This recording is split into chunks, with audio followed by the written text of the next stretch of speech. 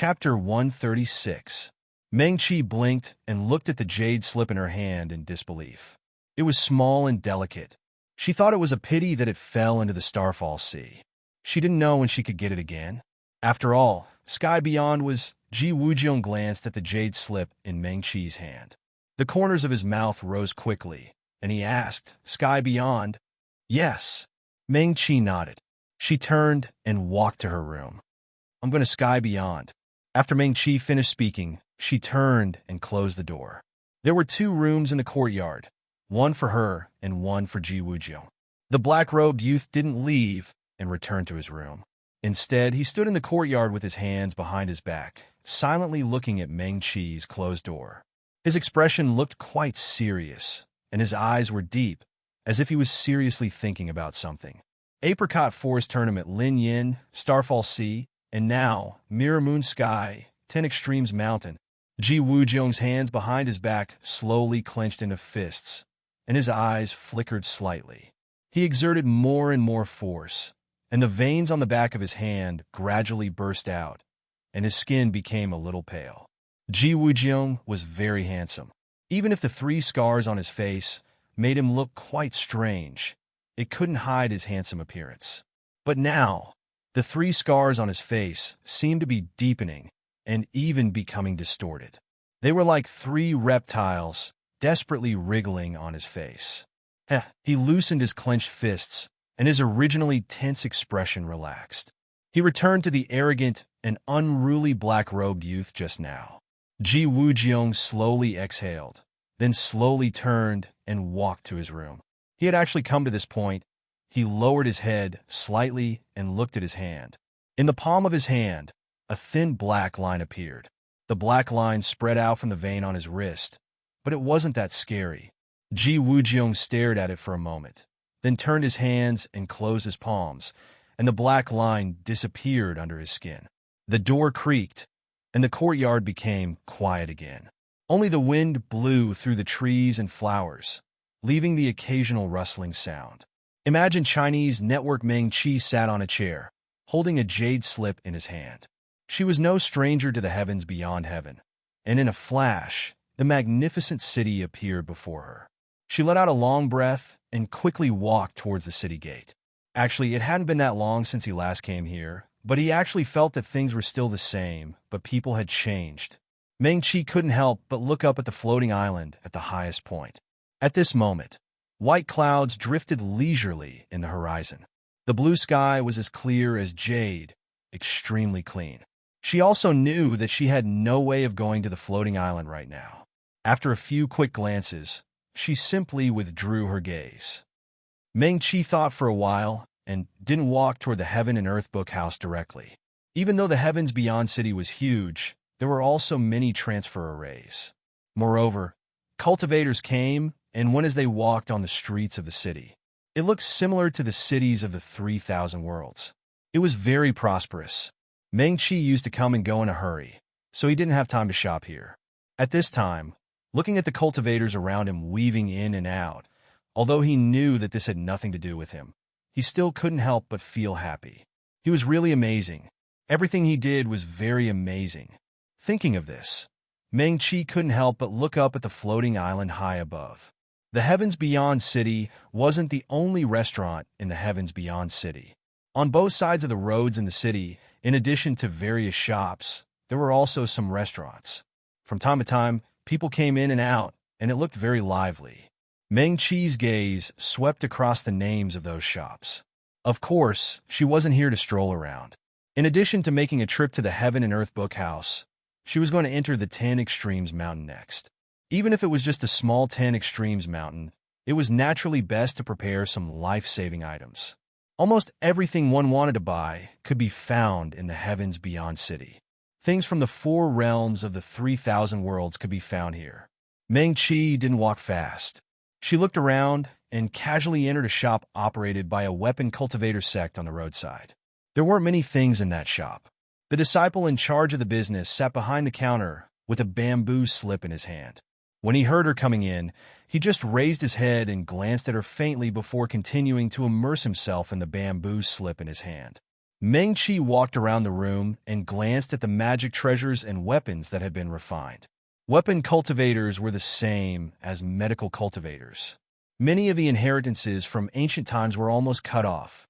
For nearly 10,000 years, the situation of weapon cultivator sects in the 3,000 worlds was even far worse than medical cultivators. Their development was slow, and most of them could only rely on large sword cultivator or spell cultivator sections. It wasn't until a few hundred years ago that a genius disciple of a weapon cultivator sect obtained a jade slip in the Fallen Star Sea that recorded many weapon cultivator inheritances that they began to rise again. In the past few hundred years, the development of weapon cultivator sects became faster. The Heavenly Sea Pavilion, the weapon cultivator sect that picked up the inheritance, became one of the top 10 sects in the North Territory within 300 years. This was something that cultivators couldn't imagine at all in the past few thousand years. This shop was operated by the Heavenly Sea Pavilion. Even the young disciple in charge of the shop had some pride on his face that belonged to a large sect. They also had a treasure pavilion on the floating island that was divided among the top 10 sects in the 4 realms. In a small shop in Heaven's Beyond City, the items sold were much more ordinary. Meng-Chi walked around and looked back at the disciple. She asked, "Excuse me, can you show me the best defensive magic treasure here?" Defensive magic treasure? The disciple finally looked at Meng-Chi again. He pondered for a moment and took out a small box from the cabinet at the side. He gently placed it on the counter. "Fellow Taoist, take a look at this." He introduced, "This is a defensive magic treasure made from millennium cold steel mixed with mystic gold threads. You can use it as long as you inject spirit chi." The Heavenly Sea Pavilion disciple opened the box as he spoke. Inside the sandalwood box, there was a rough-looking black bracelet. The bracelet was exquisitely made, and there were some simple patterns engraved on it. The disciple pushed the box in front of Meng-Chi and said, "It can be used by cultivators above the nascent soul stage. It's a 4th realm defensive magic treasure." Meng-Chi reached out and picked it up. She casually flipped through it without saying anything. She looked elegant and young. Even most cultivators looked young. With her current appearance, the Heavenly Sea Pavilion disciple estimated that she was at most a spirit severing stage or a nascent soul stage cultivator after sizing her up. The disciple came from one of the top 10 sects and stayed in the heavens beyond for many years. He was quite knowledgeable. He looked at the green robe on Meng-Chi. There was no obvious sect symbol on the green robe. Although one could hide one's identity in the heavens beyond, most of the disciples who came from large sects, especially those from the top 10 sects, would not deliberately hide it. After all, it was something to be proud of. The disciple estimated that since Meng-Chi was able to enter the heavens beyond at such a young age, she probably came from a medium-sized sect. She should be one of the more talented disciples in the sect. However, no matter what, she would not have many spirit stones. Cultivators who had reached the Dongjin stage might not particularly care about material things like spirit stones, but the young disciples in the sect still had to care about it. Tool cultivators were already considered cultivators with rich income. After all the magic treasures or weapons that they forged could be sold. The disciple was already a nascent soul stage, 9th realm cultivator. He was considered to have some status in the sect. He could still take out a few hundred 7th grade spirit stones. He estimated that Meng-Chi would not be much better off than him. Although Meng-Chi said that she wanted to see the best defensive magic treasure, he only took out a 4th realm magic treasure. A nascent soul stage cultivator could use it. It was considered a more common defensive magic treasure. A 4th realm magic treasure. Meng-Chi did not say anything. She picked up the bracelet and looked at it. There were probably no nascent soul stage cultivators who could enter the Lesser 10 Extremes Mountain. Like Dan Medicine's, talismans were divided into 9 realms. Nascent soul stage cultivators could use 5th realm talismans, but their Ling energy was insufficient. Therefore, even if a nascent soul stage cultivator held a 5th realm talisman, they could only unleash the power of a 4th realm talisman. Therefore, a talisman that was compatible with oneself was more important than a high-level talisman that one could not unleash its full power. After all, the price of a 5th realm talisman could be dozens or even hundreds of times that of a 4th realm talisman. A fourth realm talisman was the most suitable for her, but in the lesser 10 extremes mountain, it probably would not be of much use. Meng-Chi hesitated.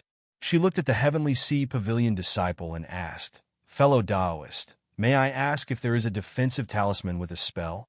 "What?" The disciple stilled, thinking that he had misheard. "You just said, it has a spell?" "Yes." Meng-Chi nodded. When a nascent soul stage cultivator used a fifth realm talisman, they could only unleash the power of a fourth realm talisman. However, there was a special type of talisman that could have a spell attached to it. The power unleashed by the spell had nothing to do with the user, but with the talisman itself. Meng-Chi pondered. If she could buy a fifth realm or even sixth realm talisman with a defensive spell attached, it might save her life at a crucial moment. "There is." The Heavenly Sea Pavilion disciple looked at Meng-Chi, his eyes flashing. "But the price will be higher." "Oh." Meng-Chi hesitated. How high was it? She had never been to the Heavenly Sea Pavilion in her previous life, so she was not sure how much these things should be sold for. But thinking about it, weapon cultivators had only risen again in the last few hundred years, so there should not be too many of these special talismans. "Can I take a look?" Meng-Chi thought about it, but still asked. She still had a few thousand Xian spirit stones, which could be used to compete in the Heaven-class auction house. No matter what, it was definitely enough to buy 2 or 3 talismans. The Heavenly Sea Pavilion disciple naturally saw the hesitation on Meng-Chi's face, but he pondered for a moment and still said, "Fellow Taoist, please follow me." He led Meng-Chi to the back door of the shop. After passing through a short corridor, they came to a room that was even more spacious than the front of the shop. "Fellow Taoist, please wait a moment," the disciple said as he opened the cabinet at the side and carefully took out a pitch-black box from inside. "Please sit." He invited Meng-Chi to sit at the only table in the room and sat down across from her. The Heavenly Sea Pavilion disciple carefully opened the box and turned it to Meng-Chi. Inside the box, there was a small golden bell. The bell was about half the size of Meng-Chi's palm, and there were no patterns on it. Before touching it, Meng-Chi could already feel the spirit energy flowing on it. "This is a scarlet gold bell personally made by an elder of the sect, a fifth realm talisman," the Heavenly Sea Pavilion disciple said slowly. "It has a clear water and clear sky, which is also a fifth realm talisman." Clear water and clear sky. Meng-Chi reached out to pick up the scarlet gold bell, and her slender fingers played with the exquisite fifth realm talisman. Not all cultivation techniques and secret manuals in the 3,000 worlds belong to a certain sect. For example, clear water and clear sky was a water-type spell that many Dharma cultivators knew. It could summon waves to protect the cultivator, but its power was relatively ordinary. "Is there anything else?" Meng-Chi put down the scarlet gold bell and looked at the Heavenly Sea Pavilion disciple. The Heavenly Sea Pavilion disciple had been paying attention to Meng-Chi's expression. He did not expect that she would look down on a fifth realm talisman. "There is something else," he pondered.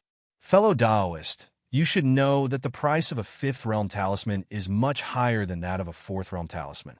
The price of a talisman with a cultivation technique like this will be much higher." "Yes." Meng-Chi nodded to show that she knew.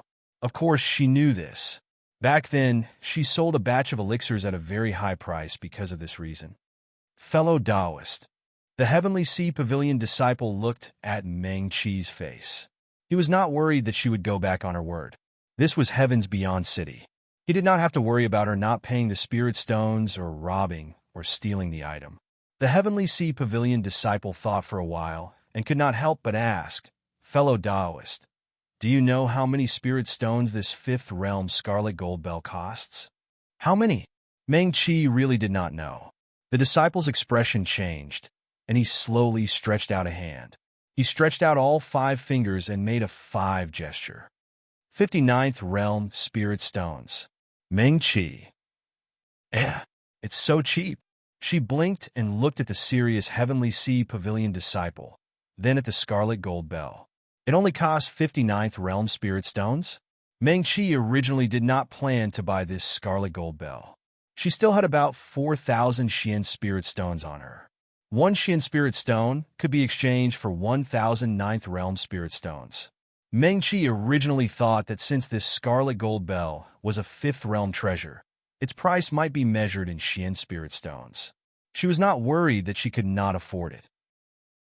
After participating in the Heavens Beyond City auction, Meng-Chi also knew that the price of this scarlet gold bell was not something that she could not afford. She only thought that since she did not have many spirit stones left, she still had to spend them on something important. There was no need to spend 1 or 200 Xian spirit stones on a treasure that was not very useful. After all, she did not plan to just buy a treasure today. She was prepared to buy some other things. But 59th Realm Spirit Stones, Meng-Chi blinked and blinked again. If it was so cheap, it was not a big deal to buy one. The Heavenly Sea Pavilion disciple looked at Meng-Chi, who was instantly stunned and had obviously fallen into a daze. The corners of his lips curled up slightly, revealing an extremely faint smile. It was not that he looked down on or ridiculed Meng-Chi. He just thought that she was probably a young, genius disciple of some mid-level sect, which was why she was qualified to enter Heavens Beyond City early. It was just that she had probably been well protected since she was young and had never traveled outside. She did not need spirit stones to cultivate in the sect, so she did not have any concept of spirit stones. 59th Realm Spirit Stones was obviously enough to shock the other party. The Heavenly Sea Pavilion disciple smiled slightly. Without waiting for Meng-Chi to speak, he said, "The 4th Realm treasure just now only costs 108th Realm Spirit Stones. Why don't you reconsider that treasure? Perhaps it is more suitable for you." "Thank you, but there's no need." Meng-Chi shook her head and came back to her senses. Then, the Heavenly Sea Pavilion disciple smiled again. He was not angry or looked down on Meng-Chi. He only said politely, "If you need anything in the future, you are welcome to come here at any time." His tone became a little proud.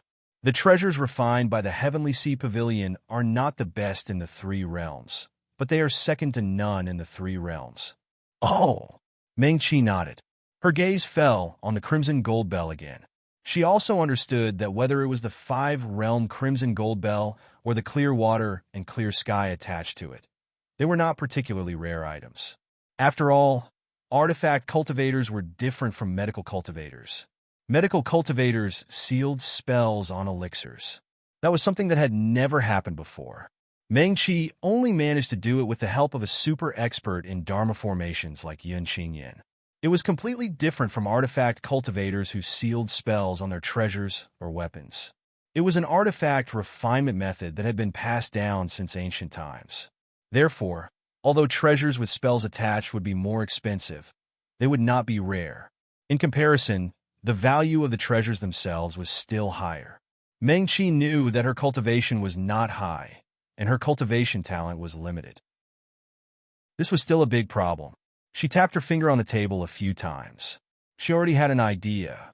"Fellow cultivator, do you have more 5-realm Crimson Gold Bells like this?" Meng-Chi looked up at the Heavenly Sea Pavilion disciple. The Heavenly Sea Pavilion disciple had already stood up to send the guest off. He did not react in time. "Yes, we do. Do you have any 6-realm Crimson Gold Bells?" Meng-Chi asked again. The disciple was shocked. A 5-realm Crimson Gold Bell would cost 59th grade Spirit Stones. A 6-realm Crimson Gold Bell would cost hundreds of 9th grade Spirit Stones. If it also had spells attached, it would cost 1 Mystic Spirit Stone. "Yes." Meng-Chi nodded and asked again, "Fellow cultivator, do you have any other treasures or weapons with spells attached?" She thought for a moment and said, 5 or 6 Realm Crimson Gold Bells are fine." The Heavenly Sea Pavilion disciple. He widened his eyes and looked at Meng-Chi. He did not understand why this fellow cultivator, who was clearly shocked by the price, suddenly became a little strange. Judging from her expression and tone, she seemed to want to book the whole place. He was amused by his own thoughts. He only had 5-realm Crimson Gold Bells here. The Heavenly Sea Pavilion's treasure pavilion on the floating island had many 6-realm Crimson Gold Bells and whistles.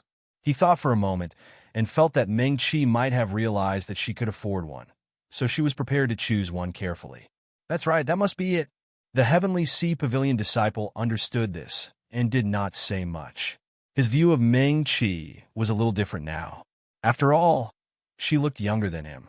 It was very impressive for her to be able to take out hundreds of ninth-grade spirit stones at such a young age. Fellow cultivator, follow me, the Heavenly Sea Pavilion disciple said, and opened the door to the backyard of the shop. They had a treasure pavilion on the floating island. The shops in Heaven's Beyond City all had teleportation arrays that directly led to the shops of the sects on the floating island. Meng-Chi followed the Heavenly Sea Pavilion disciple into the teleportation array and was quickly sent to the floating island. They were just outside the Heavenly Sea Pavilion shop. She looked around. This was one of the two lowest floating islands in Heaven's Beyond. On these two floating islands, there were treasure pavilions of the top 10 sects in the four realms. The items sold there were much better than the shops in Heaven's Beyond City. Although they were not as rare as the items auctioned in the 3 auction houses, there were still many rare treasures in the four realms. Meng-Chi looked around. This place was not as lively as Heaven's Beyond City. Even the number of cultivators here was much lesser. The floating island was not considered big. Each sect shop was an independent 2-story building. There was also a courtyard behind the building. There was a distance between each shop. Meng-Chi stood at the entrance of the Heavenly Sea Pavilion's treasure pavilion. She could only see the outlines of the other 2 shops from afar. She could not see their specific appearance. It was probably to protect the secrets of the sects and the cultivators who came here. Fellow cultivator, please come in. The Heavenly Sea Pavilion disciple waved his hand towards the shop and invited Meng-Chi to enter first. Meng-Chi nodded at him and walked in. This treasure pavilion was naturally better decorated than the one in Heaven's Beyond City. It was also much more spacious. On the east side of the lobby, there was a counter. There was also a young disciple standing guard there. Other than that, the west side of the lobby looked more like a guest room. A middle-aged man was sitting on one of the chairs. When he heard the commotion, he raised his eyes and glanced at the door. Elder Wu, the Heavenly Sea Pavilion disciple who led Meng-Chi here, quickly greeted him. Meng-Chi also bowed and followed that disciple to the counter.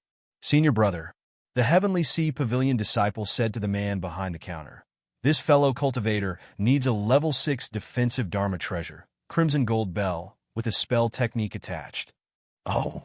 Another disciple glanced at Meng-Chi. He turned and took out a box from a cabinet and placed it on the counter. Level 6 Crimson Gold Bell, with level 6 Clear Water Sky, 1 Mystic Spirit Stone, and 200 Grade 9 Spirit Stones. Oh! Meng-Chi opened the box and took a look. He asked again, are there any other level 6 Dharma treasures or weapons with spell techniques attached? The treasure pavilion disciple glanced at Meng-Chi and took out 2 more boxes. He asked, are they all defensive? Yes, offensive or other kinds are also fine. Meng-Chi opened one of the boxes as he spoke. This is... He looked up at the treasure pavilion disciple and asked. There was a brush in the box. It did not look particularly magical. Level 6 Snow Wolf Brush, with spell technique attached.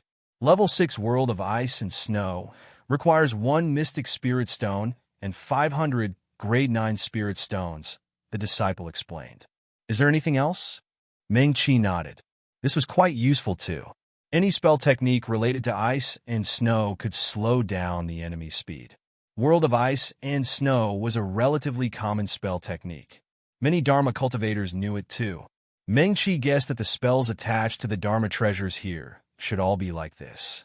It could not be the inheritance of some Dharma cultivator sect. The disciple took out another box with a small jade sword inside. This is the Wind and Rain Sword, a level 6 Dharma treasure. It comes with the level 6 spell technique, Song of Gale. Wind and rain will fall. He paused and said, this is a Dharma treasure with both offensive and defensive capabilities. Its original form is a water-type heaven and earth treasure. Meng-Chi nodded. It probably would not be cheap. The treasure pavilion disciple glanced at her and continued, it requires 5 Mystic Spirit Stones. Meng-Chi, fellow Taoist, the Heavenly Sea Pavilion disciple who led her here said, this is already one of the best Dharma treasures in level 6. Is there anything else? Meng-Chi asked again. The 2 people looked at each other. The treasure pavilion disciple quickly took out 7 or 8 Dharma treasures of various types from the cabinet. Some could summon a sword technique. A level 6 sword technique was already extremely sharp, and was slightly stronger than Meng Qi's own attacks. Some could use a lightning technique. It was an offensive spell. There was also a Dharma treasure that Meng Qi was interested in. It was a small pill cauldron. It looked a bit like her soul-bound Dharma treasure, the five-spirit cauldron. It was the size of a palm, but it was not used to make medicine. Xiuzhe could put poison in it. It came with a blue wind drizzle spell that could make every drop of rain be poisoned. This level 6 Dharma treasure, which was very suitable for medical cultivators, only cost 4 mystic spirit stones. Soon, 9 Dharma treasures were placed on the counter. Fellow Taoist, the Heavenly Sea Pavilion disciple said, "These are the level 6 Dharma treasures. What do you think? Does fellow Taoist like any of them?" Meng Qi thought for a moment. She did not ask for the price of each of these Dharma treasures. Since the best Dharma treasure was only 5 mystic spirit stones, the others would not be expensive. "Yes." She nodded. "Fellow Taoist, which one do you need?" the Heavenly Sea Pavilion disciple asked. Meng Qi pointed at the Dharma treasures on the counter and said, "How many spirit stones are there in totals?" The disciple stilled and still said, "There are a total of 31 mystic spirit stones and 709th grade spirit stones." He paused and emphasized again, 31 mystic spirit stones. Meng Qi nodded. She heard clearly. She looked up at the disciple and said unhurriedly, "These. I want all of them." Chapter 137. As Meng Qi spoke, she took out her nameplate. The 2 disciples of the Heavenly Sea Pavilion were a little surprised, but they still took her nameplate. After confirming that the other party could indeed pay so many Xian spirit stones, they left the relevant mark on it. Meng Qi kept the nameplate, nodded to the 2 of them, and turned to walk out of the door. She still wanted to buy some things needed for alchemy and go to the Heaven and Earth book house to see if she could find any records about the 10 Extremes mountain. Meng Qi hoped that she could go as high as possible for the next trip to the 10 Extremes mountain.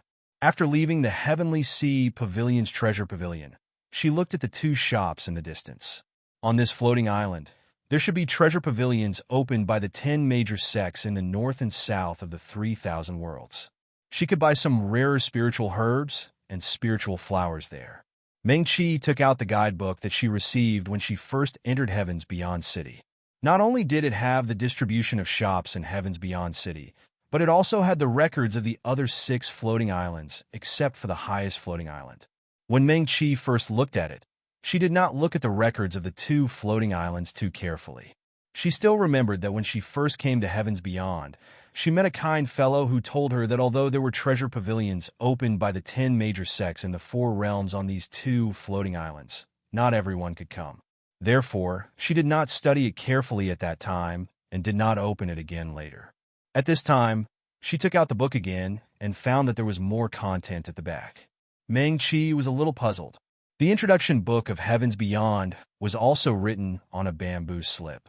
Although there was a lot of content inside, to a cultivator it was just a matter of a breath of spiritual energy. It did not seem troublesome. At that time, she did not read the content at the back carefully, but after a glance, she roughly remembered what was on it. Was there so much content at that time? Meng Qi muttered. She found that the book not only had records of Heavens Beyond City and the 6 floating islands, but there was also an appendix at the back. The appendix recorded all the functions of Heavens Beyond that could be exchanged with spiritual points. Meng Qi quickly glanced at it. There was a lot of content in the appendix, including using spiritual points to exchange for the right to open a shop. If the top 10 sects of the 4 realms wanted to open a treasure pavilion on these 2 floating islands, they would need to exchange for spirit points. In other words, the shops here did not require spirit stones as rent, but were all exchanged with spirit points. In the appendix, in addition to the functions that could be exchanged with spiritual points, it also recorded in detail the amount of spiritual points needed to exchange for each function. So cheap? Meng Qi glanced at it. About 1/3 of the functions only required a few spiritual points. For example, the function that she used before to reserve auction items only required 8 spiritual points. In addition, he could also use spiritual points to post a request for purchase, which also only required 5 spiritual points. One could use spiritual points to exchange for the right to reserve the entire Beyond Heaven Pavilion. Normally, the Beyond Heaven Pavilion would not accept the right to reserve the entire Beyond Heaven Pavilion. One could only use spiritual points to exchange for it. This was slightly more expensive, but it was only 20 spiritual points. However, opening a treasure pavilion on Floating Sky Island would only cost 100 points a month, and there would even be a discount for a year. If the treasure pavilion was not opened on Floating Sky Island, then in Beyond Heaven City, it would only cost 30 spiritual points a month. Meng-Chi scratched her head. For the first time, she felt a little confused. She took out her nameplate again and reached out to hold it. 1, 10, 100,000, 10,000. 37,000 spiritual points. Meng-Chi finally could not help but gasp. She remembered that she had counted once before. She had more than 20,000 spiritual points, but because it required 10 spiritual points to exchange for a book in the Heaven and Earth Bookhouse, Meng-Chi did not feel that she had a lot of spiritual points. Now that she looked at the appendix and the number of spiritual points that followed it, Meng-Chi realized for the first time that she was probably really rich now.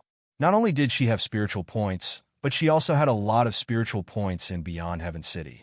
This was something more important than spiritual stones here. She stood in place for a moment. She knew where the spiritual stones came from. What about these spiritual points? Meng-Chi held the small nameplate tightly. More than 37,000 spiritual points. She clearly did not do anything.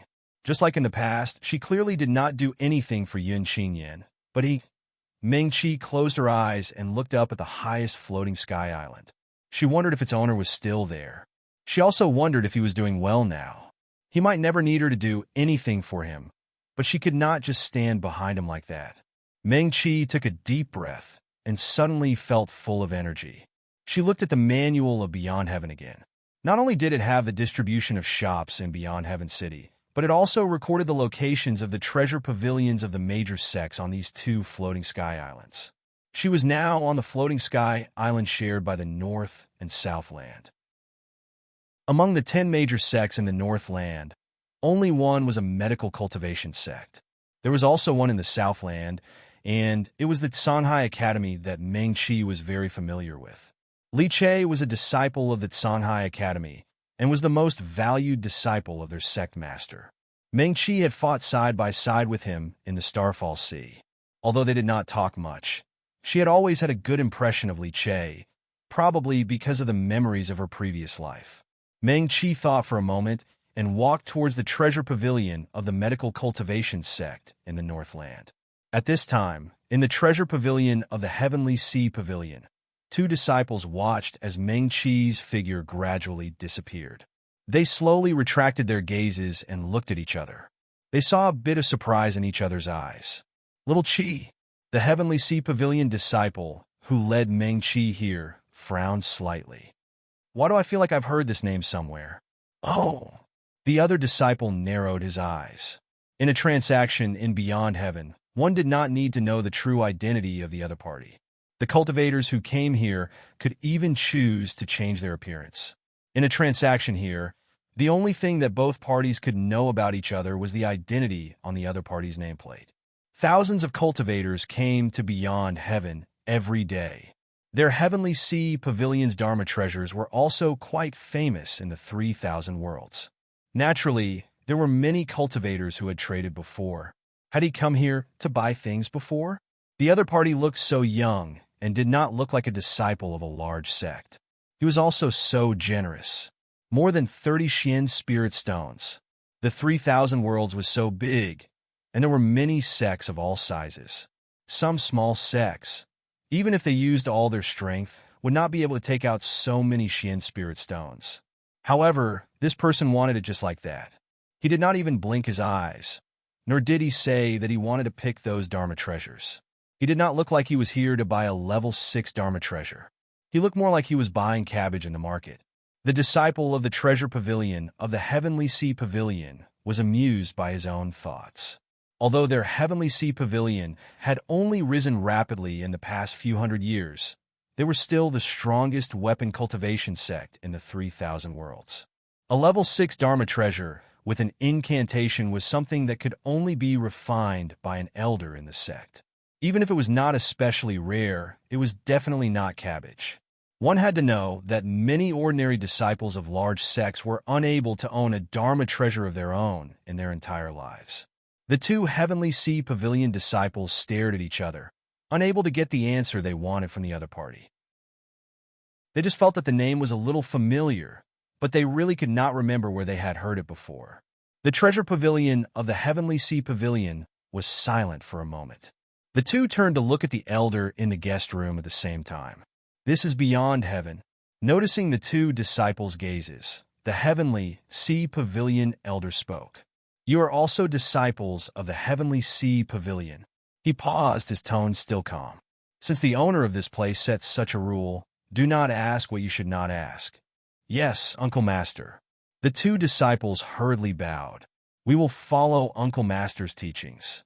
That person closed his eyes again and said faintly, "Your master asked you to come here to gain experience because he hoped that you would be able to control your heart and focus on your own path of cultivation, no matter where you are. You must understand his painstaking efforts." "Yes."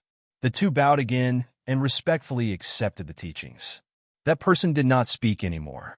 The small bamboo slip in his palm emitted a faint light again.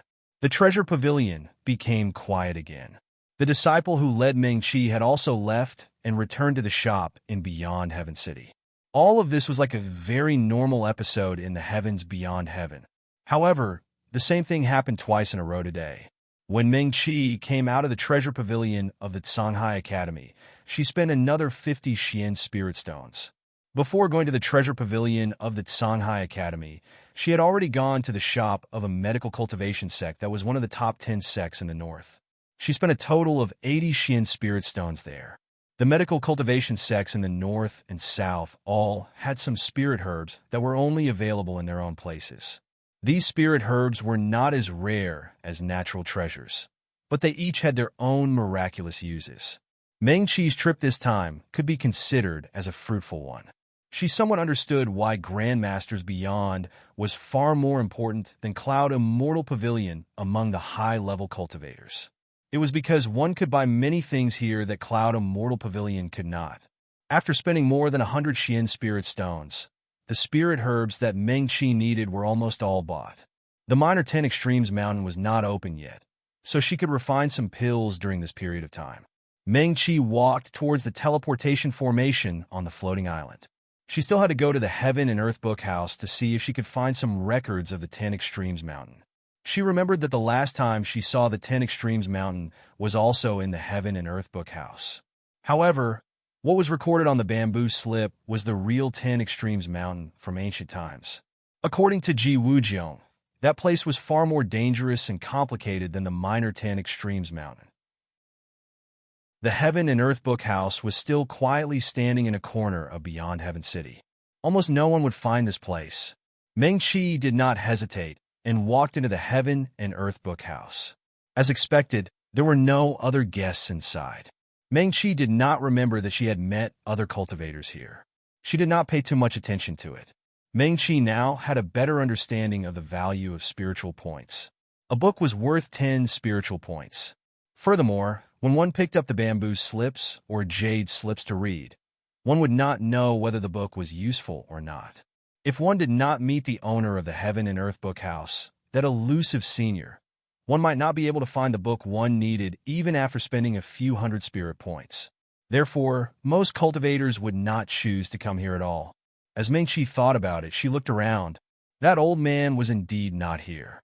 She was slightly disappointed and walked towards the floor that recorded the history of the three realms. Although the books in the Heaven and Earth Book House did not have names, one had to borrow them to know what the book was. However, it was not a mess. The books on each floor were almost the same category. The books that recorded the history of the cultivators in the three realms were on the same floor, but there were too many unofficial histories. If one read 10 books in a row, they might all be about some great heaven demon, the owner of the devil residence, or even some sect master of a powerful sect in the three realms. Little friend, you haven't come to my Heaven and Earth Book House for a long time. After Ming-Chi read the 7th book about a great heaven demon, she suddenly heard a familiar voice behind her. She was delighted and quickly turned around to look behind her. The owner of the Heaven and Earth Book House, who was wearing a white robe, was standing behind her and looking at her with a smile. Senior. Meng-Chi hurriedly bowed respectfully. I'm here to disturb you again. Not at all. The old man waved his hand and glanced at the bamboo slip in Meng-Chi's hand. Little friend, what book are you looking for? Senior. Meng-Chi took a deep breath. I want to find some books that record the ancient 10 Extremes Mountains. 10 Extremes Mountains. A hint of surprise flashed across the old man's eyes. You're a nascent soul? Congratulations, little friend. Thank you, Senior. Meng-Chi was embarrassed. My cultivation talent is limited. I've embarrassed myself in front of you. What's cultivation talent? The old man smiled. He slowly walked through the bookshelves. When this old one was young, I was also the one with the worst cultivation talent in the clan. Those who looked down on me once said that this old one had tainted his own bloodline. Bloodline? Meng-Chi was not surprised. The cultivators in the 3 realms usually talked about cultivation talent. If one's talent was not good, then it was not good. However, the demon realm and the devil realm valued bloodlines more. If one was born with a great heaven demon royal family, the power given by the bloodline would be stronger than ordinary great heaven demons. After she knew that Yun Qingyin was probably the owner of the highest floating island in Heavens Beyond, she knew that Heavens Beyond might be more powerful and mysterious than most cultivators knew. It was not strange that there were shops opened by demon cultivators here. Meng-Chi guessed that the shops of demon cultivators might not be open to everyone. She silently followed behind the old man and heard him say again, talent, bloodline with a powerful inheritance, background. These might make you stronger than others when you embark on the path of cultivation. However, how far you can go and how high you can go on this path is not entirely dependent on talent. Yes, Meng-Chi responded. I have a grandnephew. The old man continued. His bloodline talent is extremely powerful. It can be said that it's rare in our clan. Oh! Meng-Chi nodded. The old man snorted and said, not only is his talent amazing, but his cultivation is also much stronger than others. Our clansmen and some other clansmen who have a good relationship with us are also considered to be rich in beauties. But he's good. He's focused on cultivation. No matter how beautiful the beauties are, they can't distract him for 1,000 years. Meng-Chi was stunned. She originally thought that this senior would tell a story about a person with outstanding talent who wasted his talent and eventually became a commoner. She didn't expect such a sudden turn of events. Meng-Chi subconsciously asked, Senior, and then? It's infuriating to talk about it. When he was 100 years old, he had already caught up to my realm when I was 500 years old. Meng-Chi. Later, he progressed at a rapid pace. He was so powerful that the entire clan could only look up to him. I thought that if this continued, if this guy was really ambitious, he would probably unify the demon realm and then the 3 realms. Fortunately, at this time, he finally encountered his tribulation. The old man chuckled when he said this. He was clearly talking about his grandnephew. It was obvious that the other party had encountered a tribulation, but Meng-Chi felt that he seemed to be quite happy. Would the old man be happy because he was jealous of his grandnephew's talent? Meng-Chi didn't believe it. Sure enough, she heard the other party say, a cultivator's cultivation is considered to be going against the heavens. If everything goes too smoothly in the future, the old man suddenly closed his mouth when he said this. He was silent for a moment. Then he took out a bamboo scroll from the bookshelf at the side and passed it to Meng-Chi. He changed the topic somewhat abruptly. This is what you wanted, the scroll that recorded the ancient 10 Extremes Mountains. Thank you, Senior. Meng-Chi took the bamboo slip and didn't ask what happened to the old man's grandnephew. She vaguely guessed who the other party was talking about. After all, outstanding talent was rare. If it was a demon cultivator, then it was actually very easy to guess. Meng-Chi held the bamboo slip and couldn't calm down to read it immediately. She quietly looked at the old man and pursed her lips. There was a voice in her heart telling her that she should hurry up and read this bamboo slip. She shouldn't be distracted by other things. But it was related to him, not other things. Meng-Chi pursed her lips again. She watched as the old man slowly walked past the tall bookshelf with his hands behind his back. She gritted her teeth and quickly followed him. Say, Senior, Meng Qi was very embarrassed. That grandnephew of yours, is he really that powerful? Oh, he is quite powerful. The old man didn't seem to notice Meng Qi's expression and still walked forward slowly with his hands behind his back. He just gave a casual response and didn't continue talking. How is he powerful? Meng Qi waited for a while and quickly asked again. How is he powerful? The old man stopped and stood with his hands behind his back. He looked up at the ceiling of this floor of the study room. How should I put this? Meng Qi walked to his side and said, just give me an example.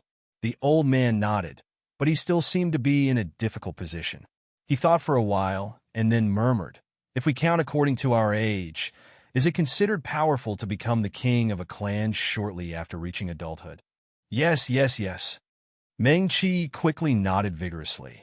She had never heard Yun Qingyan mention her, and rarely heard others talk about the Yao Lord. The cultivators only knew that he was powerful. After all, when he took the position of Yao Lord, he was very young according to the age of Yao cultivators. Meng Qi knew the most about his strength. The most detailed information was actually what Chu Tianfeng showed her back then, when he killed the spiritual clone of the Burning Sky Palace Elder in the Yao realm. Other than that, Meng Qi really hadn't seen him fight. How did he become the king of a clan? Meng Qi asked again. How? The old man thought for a while. Those clansmen who didn't agree with him were all suppressed by his force. After they were beaten into submission, they willingly served him as their master. Meng Qi. To be honest, she couldn't imagine it. Did Qin Yan's and Zhenjun also have such a violent and tyrannical side? In her impression, he had always been elegant and handsome, patient and gentle. He was powerful, but he suppressed others with his force. She still couldn't imagine Yun Qingyan like that. However, when the old man said this, Meng Qi couldn't help but imagine it. Among a group of great sky demons, the young Yun Qingyan was dressed in a white robe. He looked down on the audience, and everyone respected him. She slowly exhaled. She didn't know why, but she actually felt a little excited. She kind of wanted to be there and see Yun Qingyan with her own eyes. Meng Qi stood in place for a while. When she came back to her senses from her imagination, the old man had already walked away with his hands behind his back. She quickly followed, hesitated for a moment, and asked casually, is it very dangerous to fight for the Yao Lord in the Yao realm? Of course it is, the old man said. When the Yao Lord token appears, there are countless people who want it. When the great sky demons vie for the Fey Lord tokens, several heavens in the Fey world's 9 firmaments are often dark. All one can see is the great might of the great sky demons. He paused and said slowly, the fight for the Yao Lord token is often fought to the death. Meng Qi took a deep breath and subconsciously looked up at the sky. She forgot that they were in the Heaven and Earth Book House and couldn't see the highest floating island. Speaking of which, the Yao Lord token should appear again. Another bloody storm is coming. The old man shook his head, and his expression became a little melancholic. Meng Qi's heart suddenly jumped. So, they were going to fight for the Yao Lord token again? Then, was it also related to the Yao Lord token that he suddenly appeared next to Cool Breeze Valley and suffered such a serious injury? Senior, Meng Qi was silent for a long time and asked, this sky beyond heaven. She looked around and continued, is there a way to send things to the Yao realms? The old man stopped again and looked at Meng Qi with a smile. He asked, what do you want to send over? The smile in his eyes deepened, as if he could see directly into one's heart. Meng Qi didn't think much of it at first, but she was a little embarrassed by the old man's gaze. She turned her head slightly, and her cheeks inexplicably heated. Actually, it's nothing. I don't know if it will be useful. I got some herbs earlier that can be used to refine the Nirvana pill. Although it might not be useful, the Nirvana pill, it was originally his. Maybe he likes to eat it. It was rare for Meng Qi to be so hesitant. She tried hard not to look at the old man, but she could still feel his gaze on her. The Nirvana fruit can restore all of one's spirit energy when one is seriously injured. Meng-Chi took a deep breath and calmed herself down. It might be useful. Apart from that, she couldn't think of anything else that could help Yin-Qing-Yin a little. In fact, even if it was the nirvana fruit, Meng-Chi wasn't sure that Yin-Qing-Yin would need it. After all, her cultivation level wasn't high enough, and the level of the pills she could refine wasn't high. Yin-Qing-Yin might not need it. Meng-Chi just wanted to try her best to do as much as possible. Her left hand, hanging by her side, slowly clenched. Under the old man's smiling gaze, her heart beat faster and faster. She was afraid of being rejected, but she also faintly hoped that she would be rejected, because this meant that the other party might have a card up his sleeve and didn't need these things. Meng-Chi's hand clenched tighter and tighter. She never knew that she would be so hesitant one day. In the past, she had always done what she set her mind on and acted according to her own ideas. She wasn't strong enough, but she had never been so worried about personal gains and losses. Okay. The old man finally smiled. I'll think of a way. Thank you. Meng-Chi breathed a sigh of relief. She didn't know if she was happy or worried. All right, the old man suddenly said. Do you know that there's a small 10 extremes mountain in the western lands Mirror Moon Heaven? It's also one of the branches of the ancient 10 extremes mountain that you're looking for? Meng-Chi nodded. I know. The ancient 10 extremes mountain has long disappeared. Only 4 branches are left. The old man continued. Although they're not as dangerous and powerful as the ancient ones, they each have their own uses. Romance Novel Network, he said. If there's a chance, you might as well go to the small 10 extremes mountain in the Mirror Moon Heaven. Maybe there'll be an opportunity. Thank you, Senior, for your guidance. Meng-Chi bowed to the old man.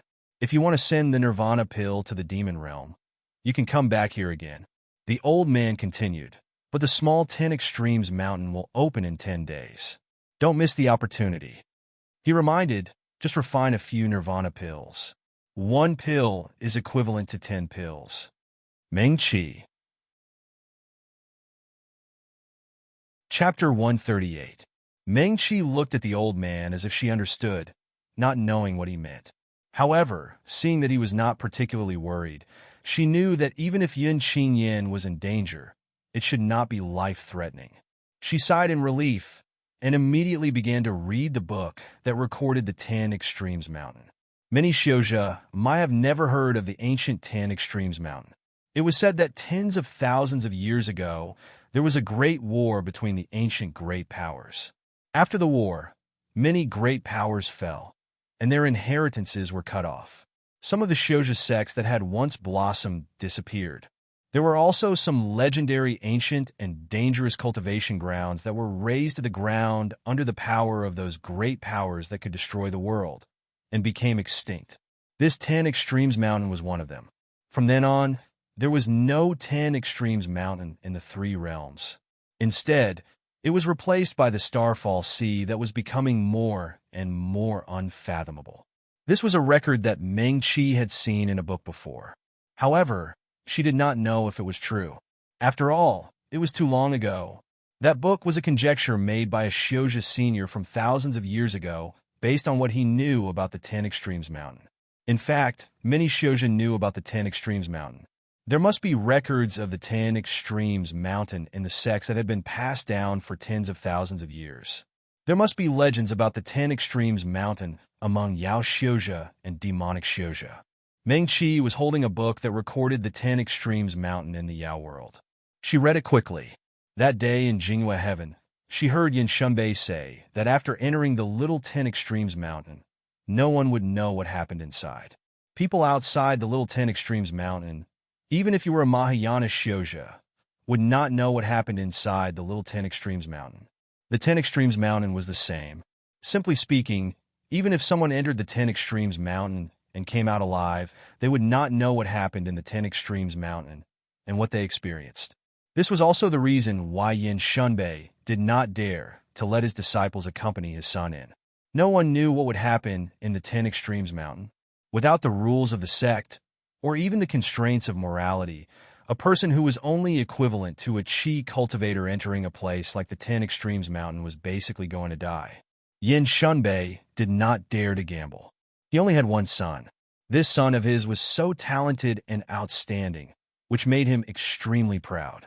Meng Qi had finished reading the entire book. She held the bamboo scroll.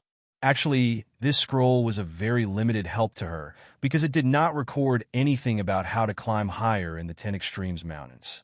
Meng Qi pondered for a moment and looked up. The old man in the Heaven and Earth book house was leaning against a row of bookshelves. He held a jade slip in his hand and was also reading a book. He noticed Meng Qi's gaze and looked over with a smile. "Young friend, do you have any doubts?"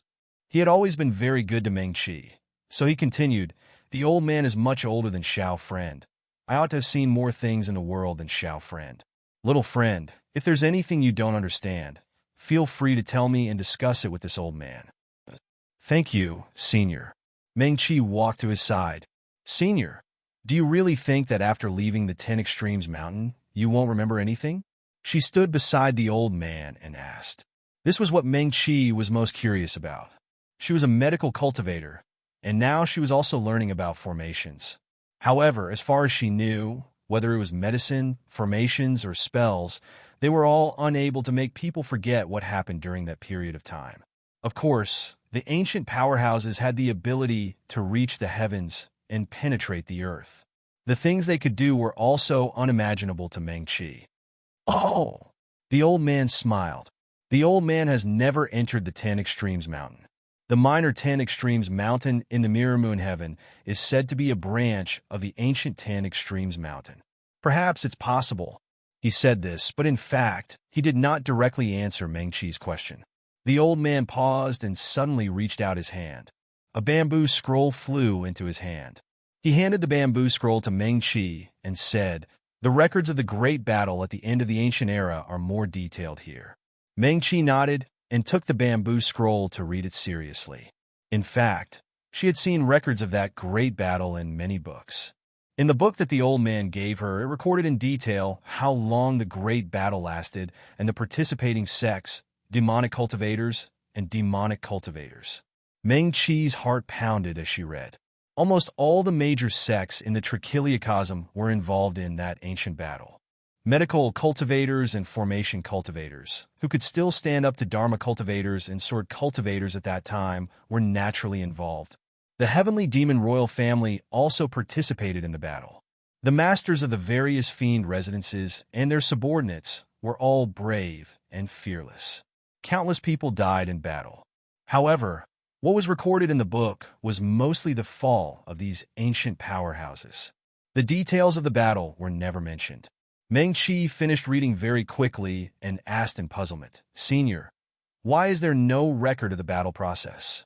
"Because this ancient battle happened in the 10 Extremes Mountain," the old man said indifferently. The old man said indifferently, "So everyone only knows who entered the 10 Extremes Mountain and never came out." Later, the 10 Extremes Mountain went into seclusion, and the fallen star sea became increasingly vast. The ancient powerhouses disappeared, and people could only assume that they had fallen. Meng Qi nodded thoughtfully. "There's a legend in our clan that the 10 Extremes Mountain did not disappear, and these ancient powerhouses did not fall. After all, the powerhouses who could enter the 10 Extremes Mountain at that time were almost all Mahayana cultivators. They passed the trials of the 10 Extremes Mountain and finally stepped into the void and ascended," the old man said with a smile. "No one knows what happened exactly." "Yes." Meng Qi nodded. "You must be careful," the old man said earnestly. "Yes," Meng Qi replied softly. The old man did not say whether the 10 Extremes Mountain was really like what people said. After leaving there, people would no longer remember what happened in the mountain. Meng Qi thought about it and did not have an answer. "Senior." She had stayed in the sky beyond heaven for a long time. Yin Shunbei said that the 10 Extremes Mountain would be opened in 10 days. Meng Qi still had a lot of preparations to do. She bid farewell to the old man. "Thank you, Senior. I should leave now. If you have time, come and chat with me more," the old man said. "Okay." Meng Qi nodded. She turned and walked out of the Heaven and Earth Book house. The old man did not leave immediately. He just smiled and watched her disappear outside the door. The old man waved his sleeve casually, and the door of the Heaven and Earth Book house slowly closed. He turned and stood with his hands behind his back. He looked up and said, "Come out." Behind the bookshelf on a higher level, a white-robed figure moved, and Yun Qingyan walked out slowly. When the old man faced Meng Qi, he was always smiling and amiable. He looked very kind. However, when he faced Yun Qingyan, his face quickly darkened, and he snorted. "She has the aura of our clan on her." Yun Qingyan's originally calm face suddenly turned red, and she looked a little embarrassed. "I almost went mad just now." "Humph." The old man snorted again, but he did not continue to dwell on this issue. "What do you think?" "Little 10 Extremes Mountain?" Yun Qingyan raised his head and looked up.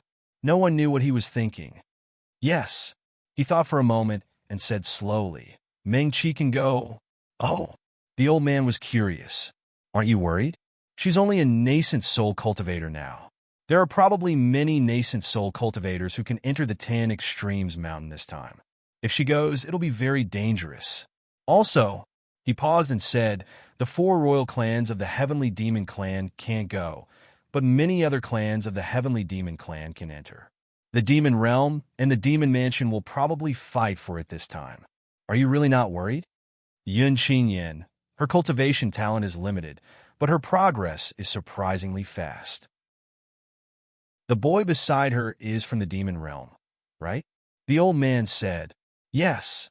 Yun Qingyan's expression changed slightly. When the old man mentioned other things, he had a nonchalant look. Now that he heard the old man mention Ji Wujiang, his expression finally changed slightly. The Heaven and Earth Book room became quiet. Yun Qingyan reached out and picked up a jade scroll. Her slender fingers stroked the patterns on the jade scroll. Her eyes flashed slightly. It was obvious that she was unable to make a decision. Meng Qi opened her eyes and exhaled slowly. She sat cross-legged on the bed. She had gained a lot from her trip to the sky beyond heaven this time. She bought many things that she needed. Before the 10 Extremes Mountain opened, she could prepare for what was coming next. She was just about to look for Ji Wujiang. Since the other party had come for Little 10 Extremes Mountain and Mirror Moon Heaven this time, then he definitely knew more things. Meng Qi also knew that his cultivation base was definitely at the bottom of the lesser 10 Extremes Mountain. Thus, he could only make more preparations before entering. Just as she was about to go out, the jade scroll in the sky beyond heaven suddenly vibrated. Eh! Meng Qi was shocked. So fast? The things bought in the sky beyond heaven couldn't be taken away.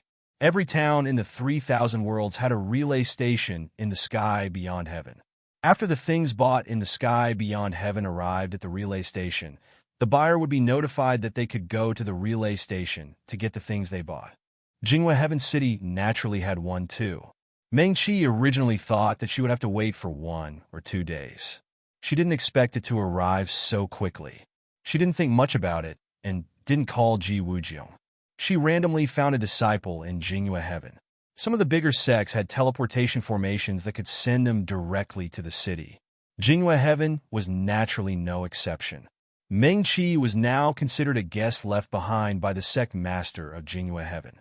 That disciple quickly led her to the teleportation formation and said, "Dao friend, after you finish your business in the city, you can come back directly from the teleportation formation over there." "Okay." Meng Qi thanked him and stepped into the teleportation formation. In the blink of an eye, she had already appeared in Jinghua Heaven City. Meng Qi didn't delay and walked straight to the relay station in the sky beyond heaven. As expected, the magic treasures and herbs she had just bought had arrived. Because there were a lot of them, those spirit herbs were directly placed in a storage brocade bag. She kept the things well. Although she was still surprised that she received them so quickly this time, this was a good thing for her. Meng Qi didn't think much about it. After keeping the things, she prepared to return to Jinghua Heaven. Jinghua Heaven also had a courtyard in the city. The teleportation formation was set up in the courtyard. In addition, The city guarded by the #1 magic cultivator sect in the 3,000 worlds was naturally more prosperous than most cities. Meng-Chi had already strolled here before. At this moment, she walked through the streets and alleys. There were rows of shops and houses on both sides of the streets. There was also an endless stream of people. Fanchu and Kanchu. There were ordinary people and cultivators. Everything seemed so harmonious. The relay station in Sky Beyond Heaven was in the west of the city. Jinghua Heaven's courtyard was in the south. From the relay station to the courtyard, Meng-Chi had to pass through the most prosperous area in the center of the city. There was also the largest restaurant in Jinghua Heaven City. The restaurant was 7 stories high. Of course, it couldn't be compared to the Sky Beyond Heaven building, but it was already quite luxurious. Even Meng-Chi couldn't help but look up when she passed by there. She wasn't a standard foodie, but if she had the means, she would still go to the most unique restaurant in the city when she passed by to try the specialties there. Especially now that Meng-Chi was really super rich. After this trip to Sky Beyond Heaven, she had a better understanding of her wealth. Actually, she couldn't be blamed previously. She spent too much time with Ji Wujio. This guy didn't have money, but he didn't even care about Xian's spirit stones. When he used them, he didn't soften his heart.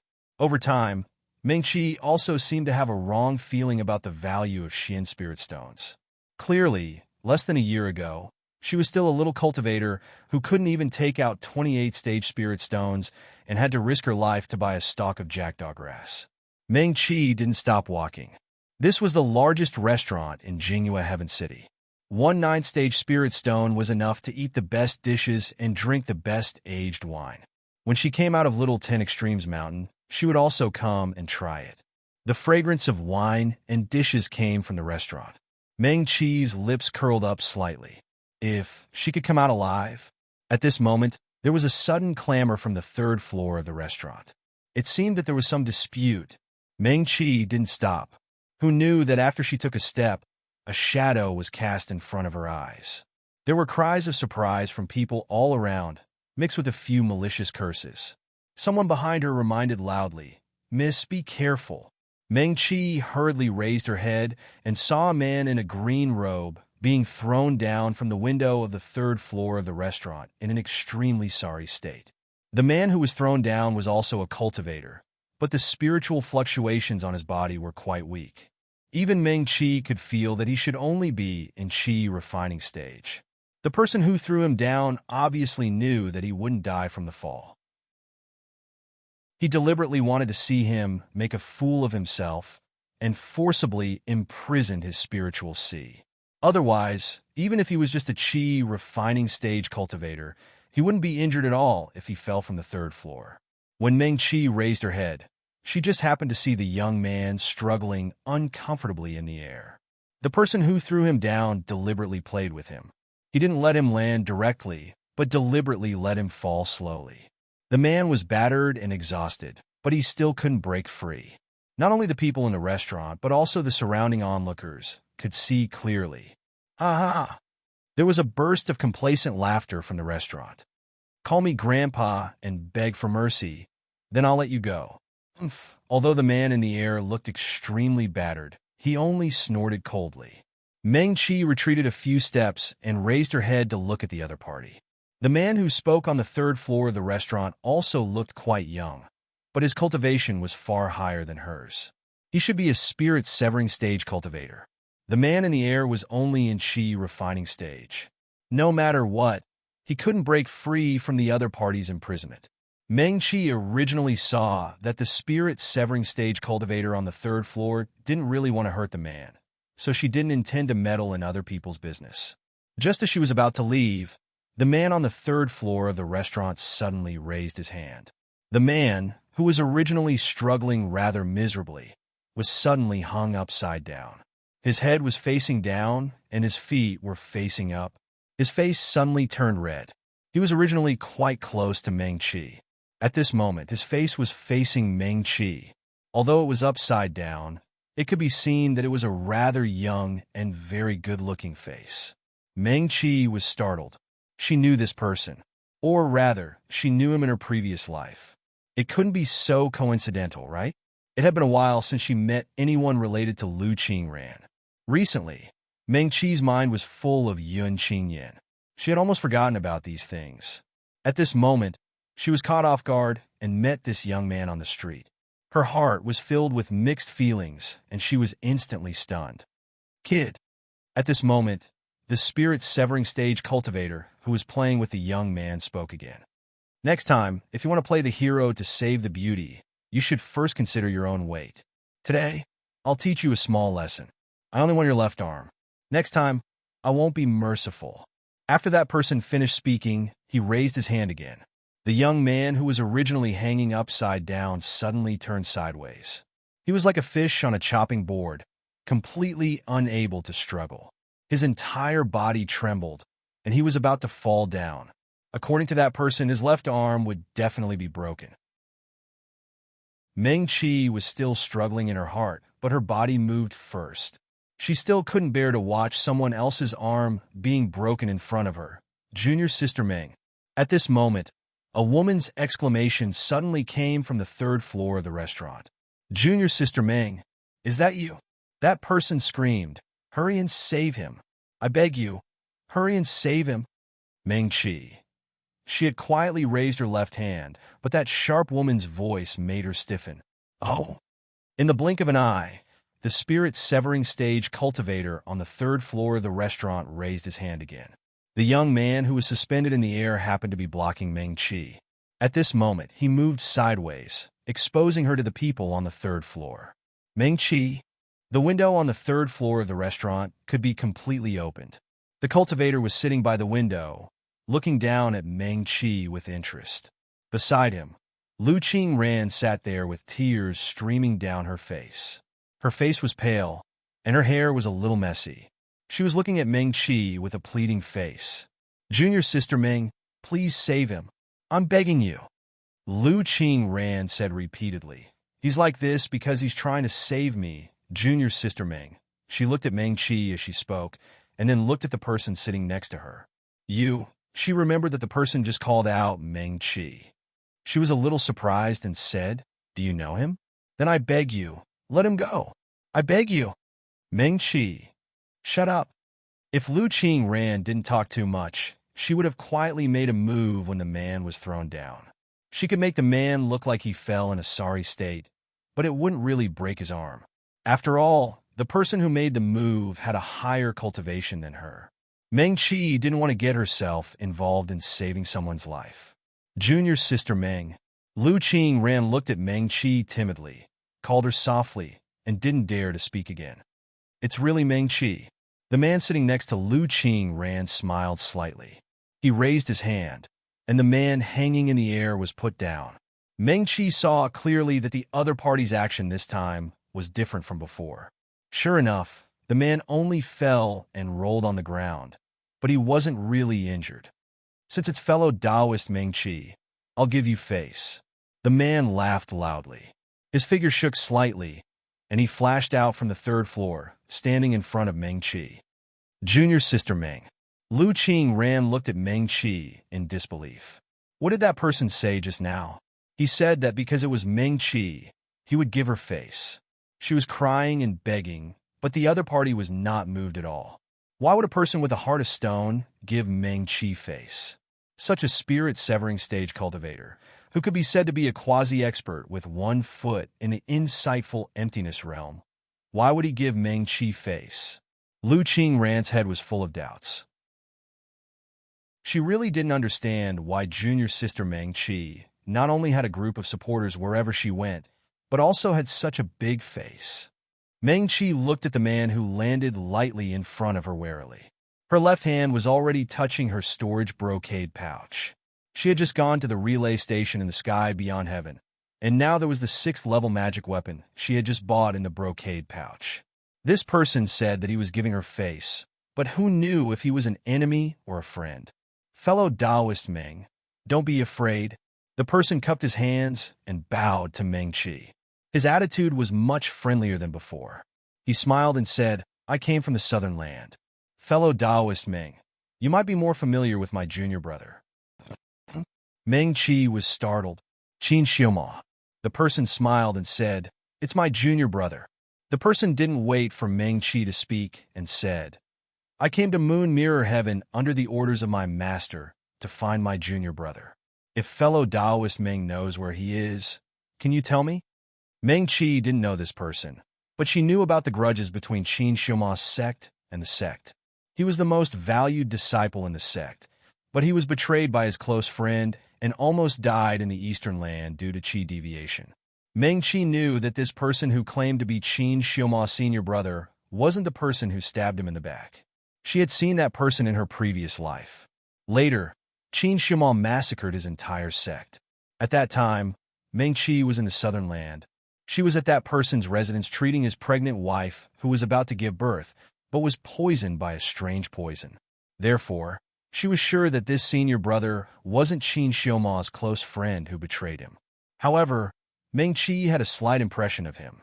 In order to take back the position of the sect master, Qin Xiuma intimidated everyone in the sect with his martial strength. This senior brother should be one of the people he suppressed.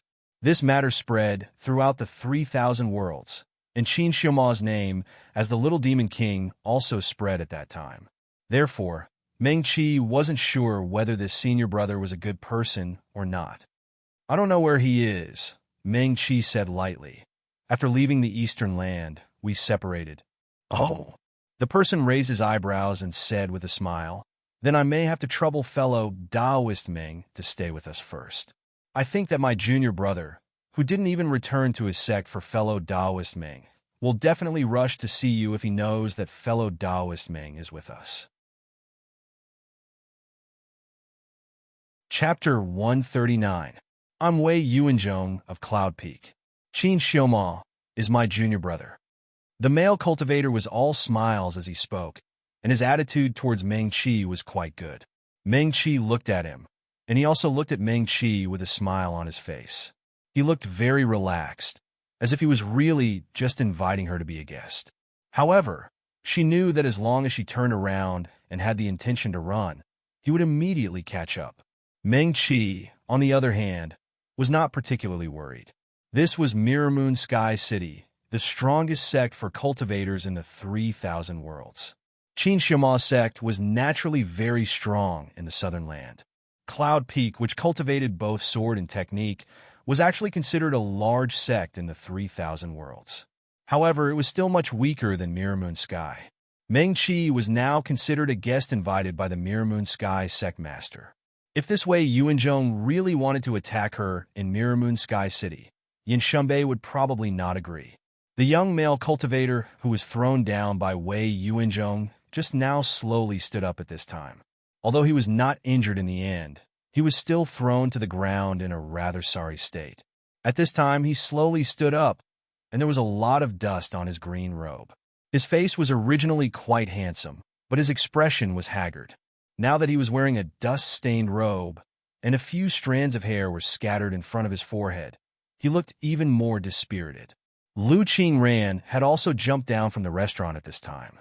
She looked at Wei Yuanzhong warily, then looked at Meng-Chi, and then hurried to the young male cultivator. Are you okay? Lu Qingran looked at the dust on his body, her face full of worry. Are you hurt? The male cultivator did not answer.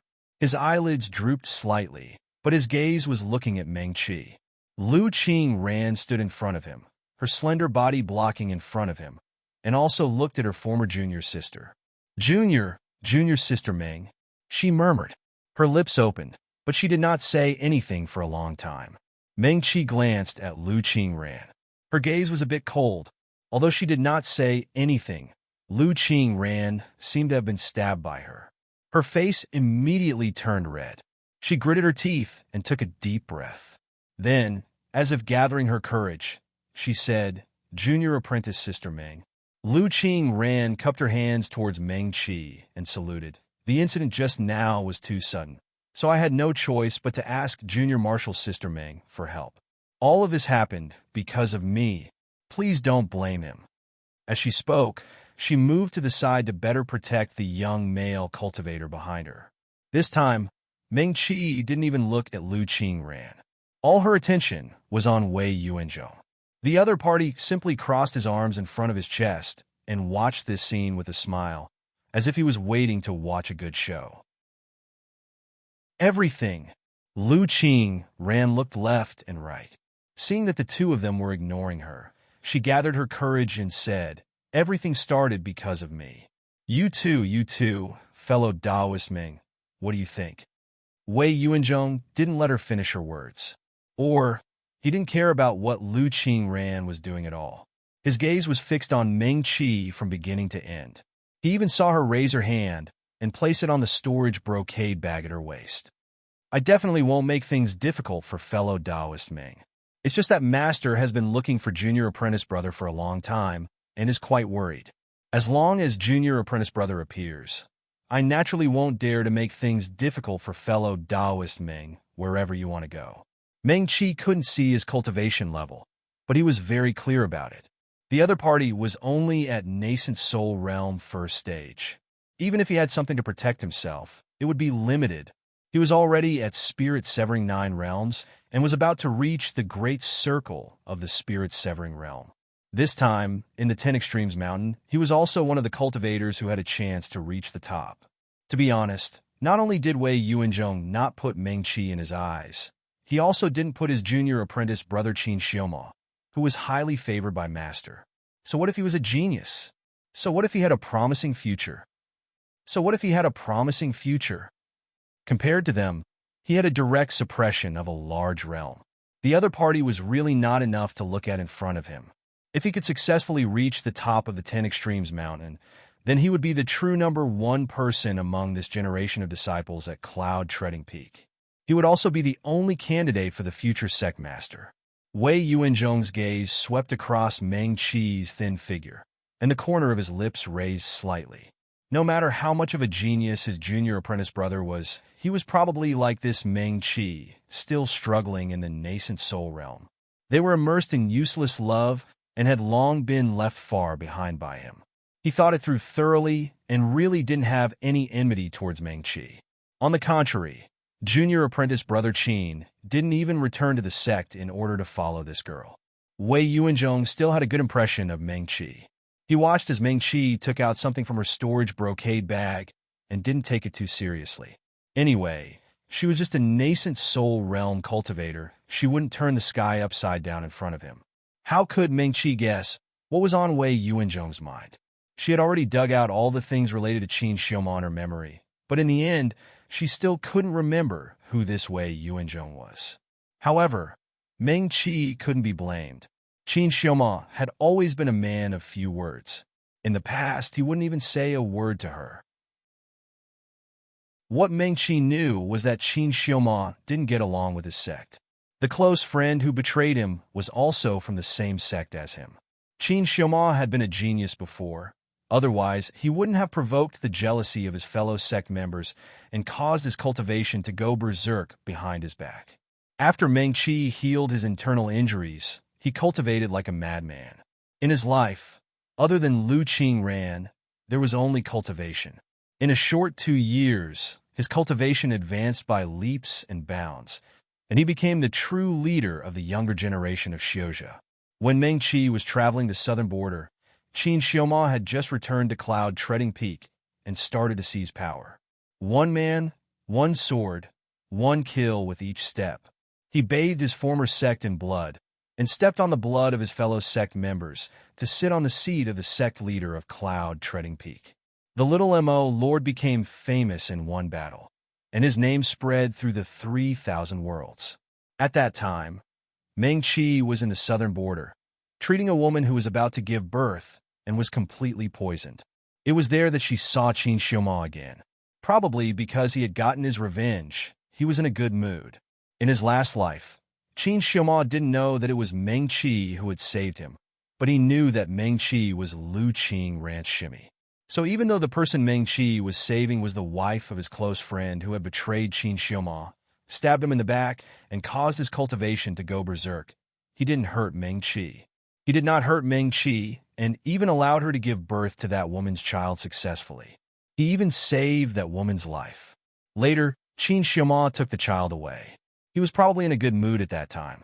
He came for revenge, so he naturally wouldn't bring Lu Qingran with him, and let her see his bloody and murderous side. At that time, Qin Xiaoma probably didn't have anyone to talk to. Not only did he not hurt Ming-Chi, but he also let her cure the poison and save the woman. Later, he even took her with him for a period of time and would chat with her when he was free. Ming-Chi's understanding of cloud-treading Pete came from her conversations with Qin Xiaoma during that time. But after thinking for a long time, she still couldn't remember Wei Yuanzhong. Other than his close friend who had betrayed him, Qin Xiaoma was only willing to talk to his master. Ming-Chi couldn't remember Wei Yuanzhong, but she remembered that Qin Xiaoma had said that after his close friend betrayed him, he would no longer have any friends at Cloud-Treading Peak. Her expression didn't change. She moved her left little finger gently, and a small ball was already in her palm.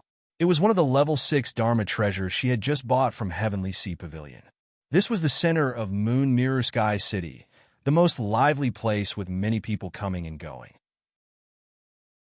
It was probably because they lived in Moon Mirror Sky City all year round and had the protection of the #1 Dharma cultivation sect in the 3,000 worlds.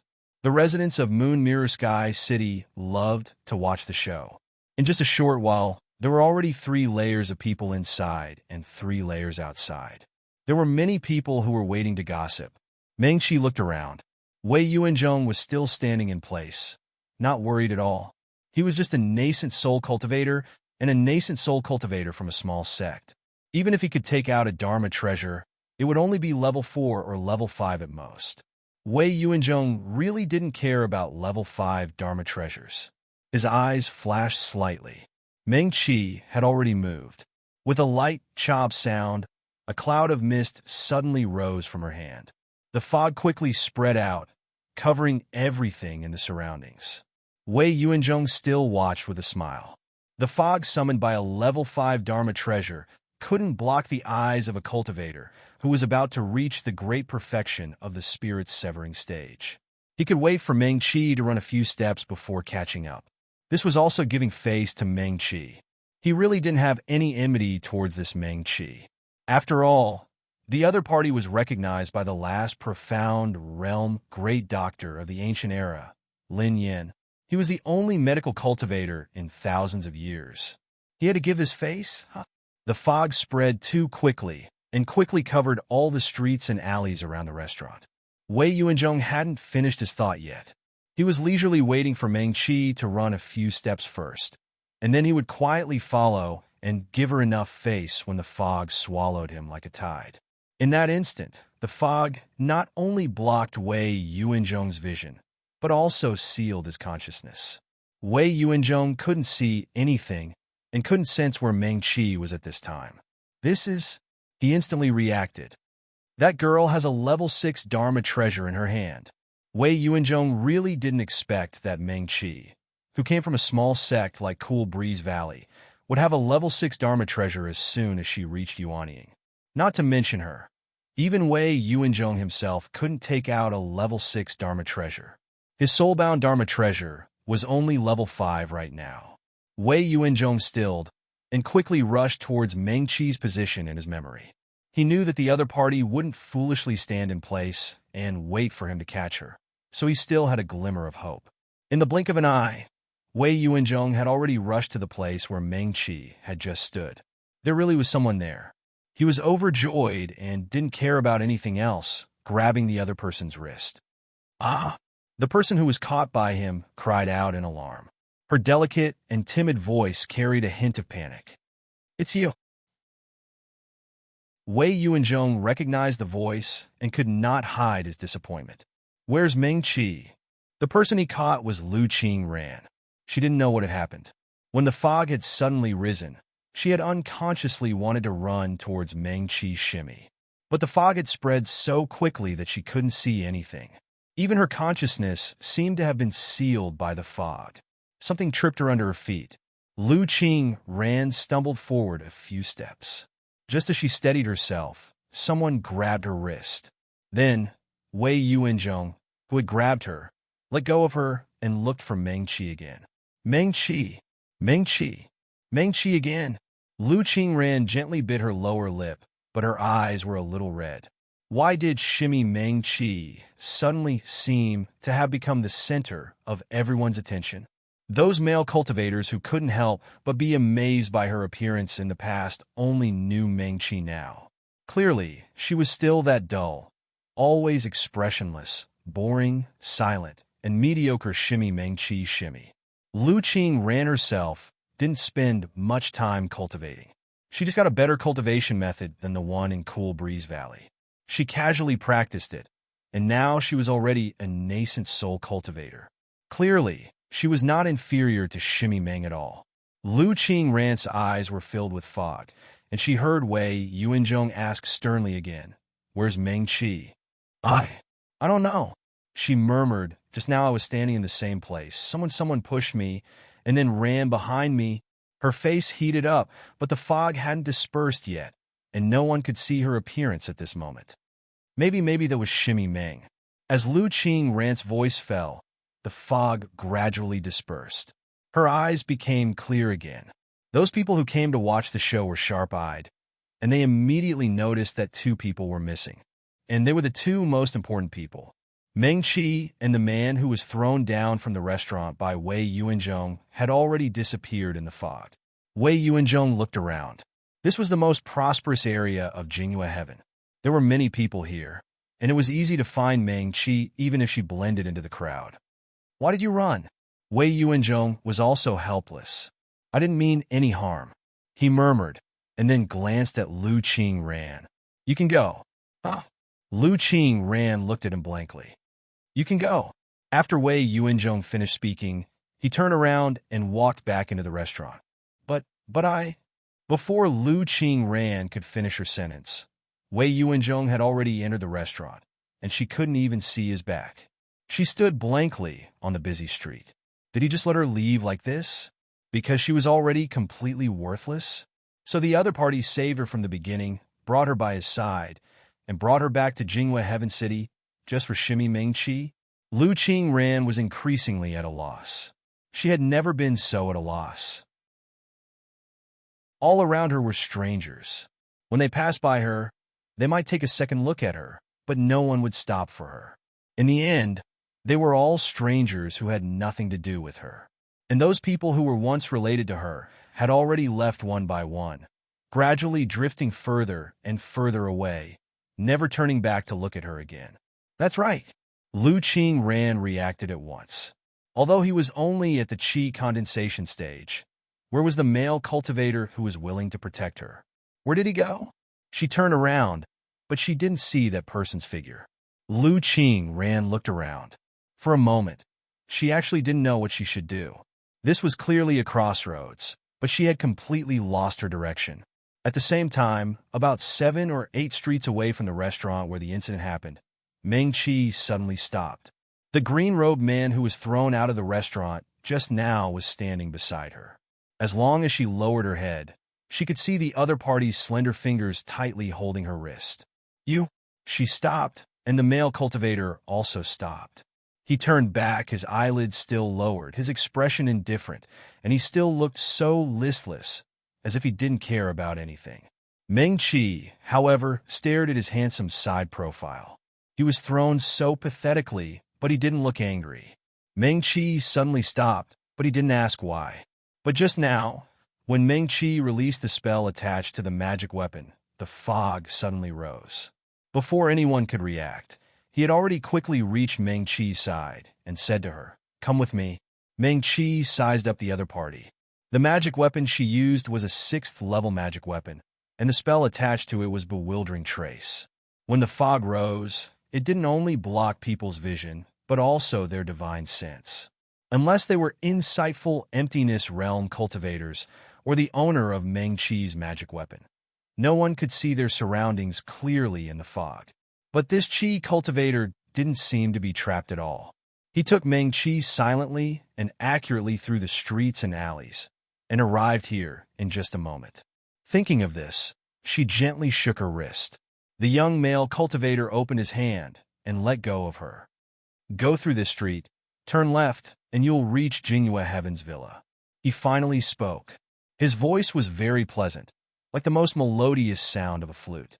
But just like his expression, It was listless, as if he had lost interest in everything in this world.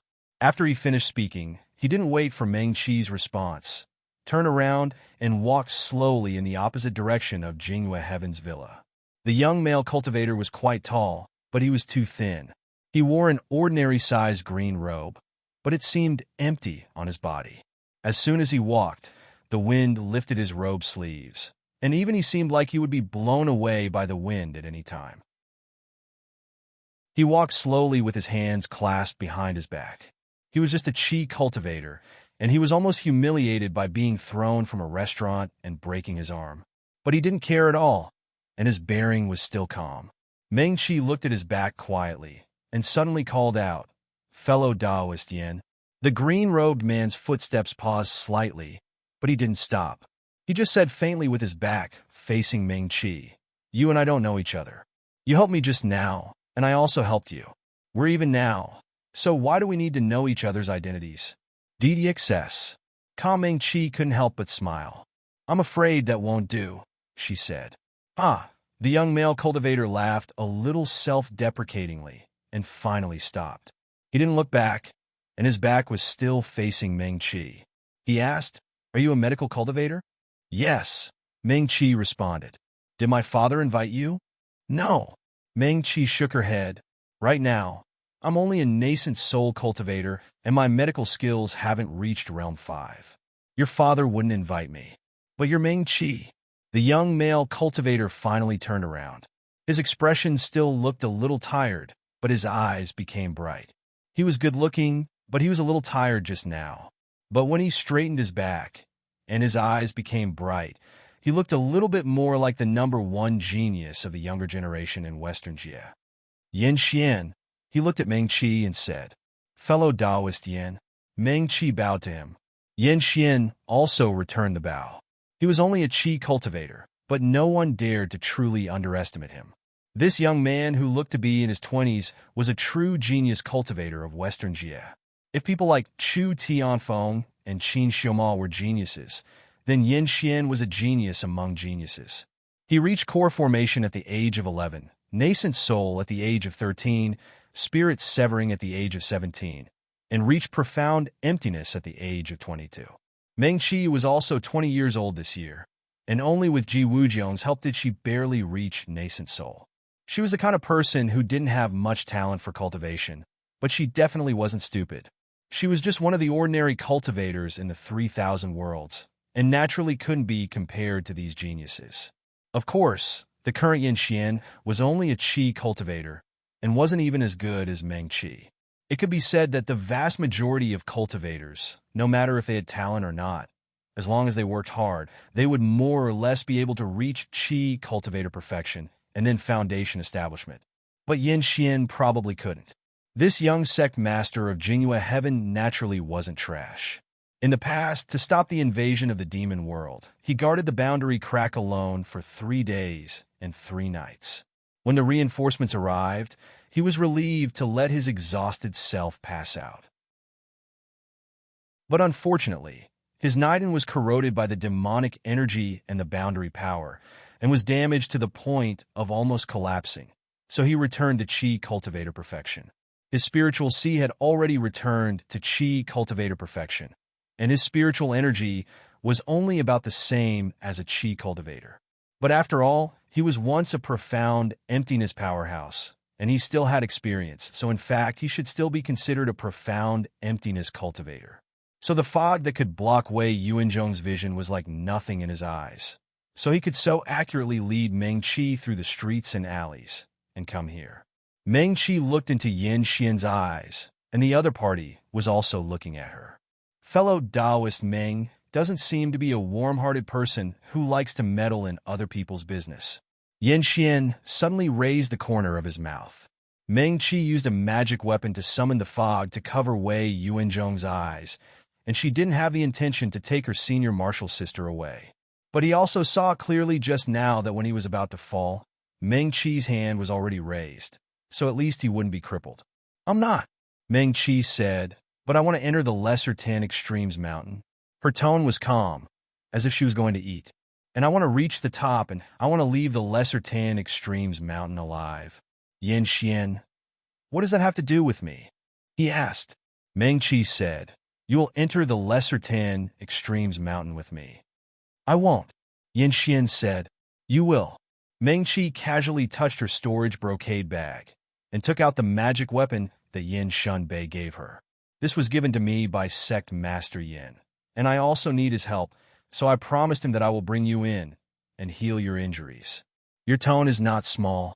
Yin Xian looked coldly at Meng Qi. You just said that you're only a nascent soul cultivator, and your medical skills are only at Realm 4. I'm about to reach Realm 4 consummation, and will soon reach Realm 5. When I leave the Lesser 10 Extremes Mountain, my medical skills will reach Realm 6, Meng Qi said. Huh. Yin Xian laughed lightly and didn't say anything. Even if I didn't meet you here today, I would still visit young Sect Master Yin. Meng Qi said again, we have to cooperate. Chapter 140. Meng Qi's tone was so certain that Yin Xian couldn't help but raise his eyebrows. He gradually put away the lethargy on his face and looked much more serious than before. He quietly looked at Meng Qi. The green-robed female cultivator had a slender figure and an elegant face. Her eyebrows were light like willow leaves, and there were not many traces of makeup on her white and clean face. Meng Qi's long black hair was casually tied up and pinned by a green jade hairpin. Only 2 blood-red beads hanging from her small earlobes added some color to her. Otherwise, in Yin Xian's eyes, Meng Qi looked too plain. He stared at Meng Qi for a moment, then turned and walked in the opposite direction of the Mirror Moon Heaven Resort. Just by looking at his movements, one could not tell that he had the intention to cooperate with Meng Qi at all. Meng Qi was not angry and stepped forward to follow him. Why are you following me? Yin Xian did not stop and glanced at her casually. Mirror Moon Heaven Resort is over there. Aren't you going back? His tone became a little indifferent again. Yes. Meng Qi responded casually and said, I have checked some records of the 10 Extremes Mountain, but no one knows what will happen after entering the 10 Extremes Mountain. Of course, even the Mirror Moon Heaven. Yin Xian subconsciously continued. Halfway through, he felt that something was wrong and suddenly shut up. I am not interested. Meng Qi made another yes sound and continued. I just went to the sky beyond heaven and bought some things I need. I am a medical cultivator, and young Sect Master is a spell cultivator. As she spoke, she took out another magic treasure from her storage brocade bag and said, there is a spell attached to it. It is a level 6 magic treasure and a level 6 spell. If I use it, it can also have the power of level 6, so I was able to block that person just now. Meng Qi did not mean to do this. Yin Xian, however, chuckled. He didn't look much older than Meng Qi, but the lingering dejection on his body made him look a little lethargic. At this moment, he suddenly smiled, and his eyebrows relaxed. His originally good-looking appearance suddenly seemed to shine, and even the street seemed to brighten up. Wei Yuanzhong. Meng Qi had already recalled the name of that cloud-treading peak disciple, who was also Qin Xiuma's senior martial brother. He is a spirit-severing cultivator. This time, he will also enter the 10 Extremes Mountain. He can be considered our opponent. Meng Qi played with the small magic weapon in his hand and said, in other words, this magic weapon is useful to him. So what? Yin Xian said a little unhappily. What's the use of just slipping away under his nose? He asked, you can't be thinking that we can avoid the eyes of others and successfully reach the top like this, right? If the 10 Extremes Mountain was so easy, my father wouldn't have. When he said this, he suddenly shut his mouth. Obviously, he didn't want to mention this matter again. Meng Qi smiled slightly. I don't think so. She paused and then said, but I have 9 Realm 6 talismans like this. Yin Xian, even the young sect master of Mirror Moon Heaven, was shocked. Yin Xian stopped walking and examined Meng Qi. 9? He didn't dare to believe it. Realm 6 talismans were not something rare in the eyes of the young sect master of the #1 spell cultivation sect in the 3,000 worlds. But 9? Who would bring 9 talismans of the same level with them for no reason? This kind of talisman, other than its own use, usually had a spell attached. Although it was used unexpectedly, it was indeed quite powerful. But in a battle of life and death, this thing definitely could not compare to the soul-bonded talismans of Xiozha. And Meng Qi explained seriously, I have just reached Yuanying and am a medical cultivator. She didn't say more, but Yin Xian already understood. He continued to walk forward in silence. After a moment, he suddenly said, You are telling me your trump cards so quickly. Are you not worried about me? If I also go to that 10 extreme mountain, we may be opponents. We are not a match, Meng Qi said. Oh. Yin Xian did not stop walking. He was clearly very familiar with this place. He was born in Mirror Moon Heaven and grew up in Mirror Moon Heaven. Naturally, he was not unfamiliar with this Mirror Moon Heaven city. However, the two had walked from the center of the most prosperous city to the outskirts of the city. Even the most prosperous city would have a less glamorous side. The place they were passing should be where the poorer people of Mirror Moon Heaven City lived. It was normal for the young sect master of Mirror Moon Heaven to be familiar with the city that the sect guarded. However, in such a slum, he still acted as if he had returned to his own home. He walked forward almost without hesitation. Every step he took was without hesitation, which was a bit unusual. No matter what, he was a cultivator of energy, and the only son of the sect master of Mirror Moon Heaven. In the Trichiliacosm, as long as one was a cultivator, they would always live better than ordinary people. When Meng Qi was in Cool Breeze Valley, he knew that most of the disciples in the sect would only be foundation establishment cultivators for their entire lives. However, with their foundation establishment cultivation and the medical skills they learned in Cool Breeze Valley, it was enough for them to live a good life for the rest of their lives. Meng Qi did not ask any further. She just quietly followed behind Yin Xian, following him through a few alleys that were obviously much dimmer. Then they walked into a very ordinary, even a little shabby little tavern. It was still daytime and not mealtime. There were not many people in the wine shop. There was only one room in the wine shop. There were 7 or 8 tables placed in the wine shop. The tables looked clean and tidy, but they still looked a bit old. At this moment, there were only 2 tables of people sitting inside. When they saw Yin Xian and Meng Qi come in, they all looked up at them. The owner of the wine shop also saw the two and quickly came up to greet them. It was a woman about 30 years old. She was quite beautiful. Her plain clothes could not hide her charm. She smiled warmly at Yin Xian. Young Master Yin, you haven't been here for a few days. Yes. Yin Xian also smiled at her. In front of Meng Qi, he always looked listless and world-weary, but in front of this wine shop's lady boss, his smile was very gentle. There have been some things recently, Yin Xian said politely. Eh? The lady boss looked at Meng Qi, who was following beside Yin Xian. Is this your friend? He is also a little immortal. Ordinary people in the Trichiliacosm usually called cultivators immortals. She looked up and down at Meng Qi curiously. A sly smile appeared in her eyes. She greeted them warmly. Please sit. This way, please. As the lady boss spoke, she led Meng Qi and Yin Xian to the brightest table in the shop. The wine and dishes were quickly served. They were ordinary side dishes and a pot of ordinary osmanthus wine. Compared to the wine brewed with spiritual flowers and spiritual herbs in Rosy Lane, it was naturally incomparable. The lady boss warmly poured a cup for each of them. Even though they had not drunk it yet, Meng Qi could smell the pungent smell of alcohol wafting over. She was not very good at drinking, but Yin Xian did not mind. He picked up the cup and drank it in one gulp. There were other people in the shop, and the lady boss was also guarding at the side.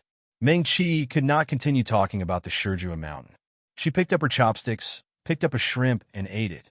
Although it was not very big, it was sweet and fresh with a faint tea fragrance. It was very refreshing. The lady boss, who had not left, wiped her hands on her apron. The nervous expression on her face relaxed this time. She smiled and said, Please enjoy. Call me if you need anything. Okay. Meng Qi nodded at her. Sorry to trouble you. Wait. Yin Xian suddenly said, Lady boss, didn't you say that your son was sick a few days ago and didn't get better after seeing many doctors? He pointed at Meng Qi and said, She is a medical cultivator. You can try to beg her. Ah! The lady boss hurried back, her face full of surprise. This young immortal is really, but this, she was obviously a little embarrassed. Even Yin Xian was familiar with her, because he often came to her shop to drink.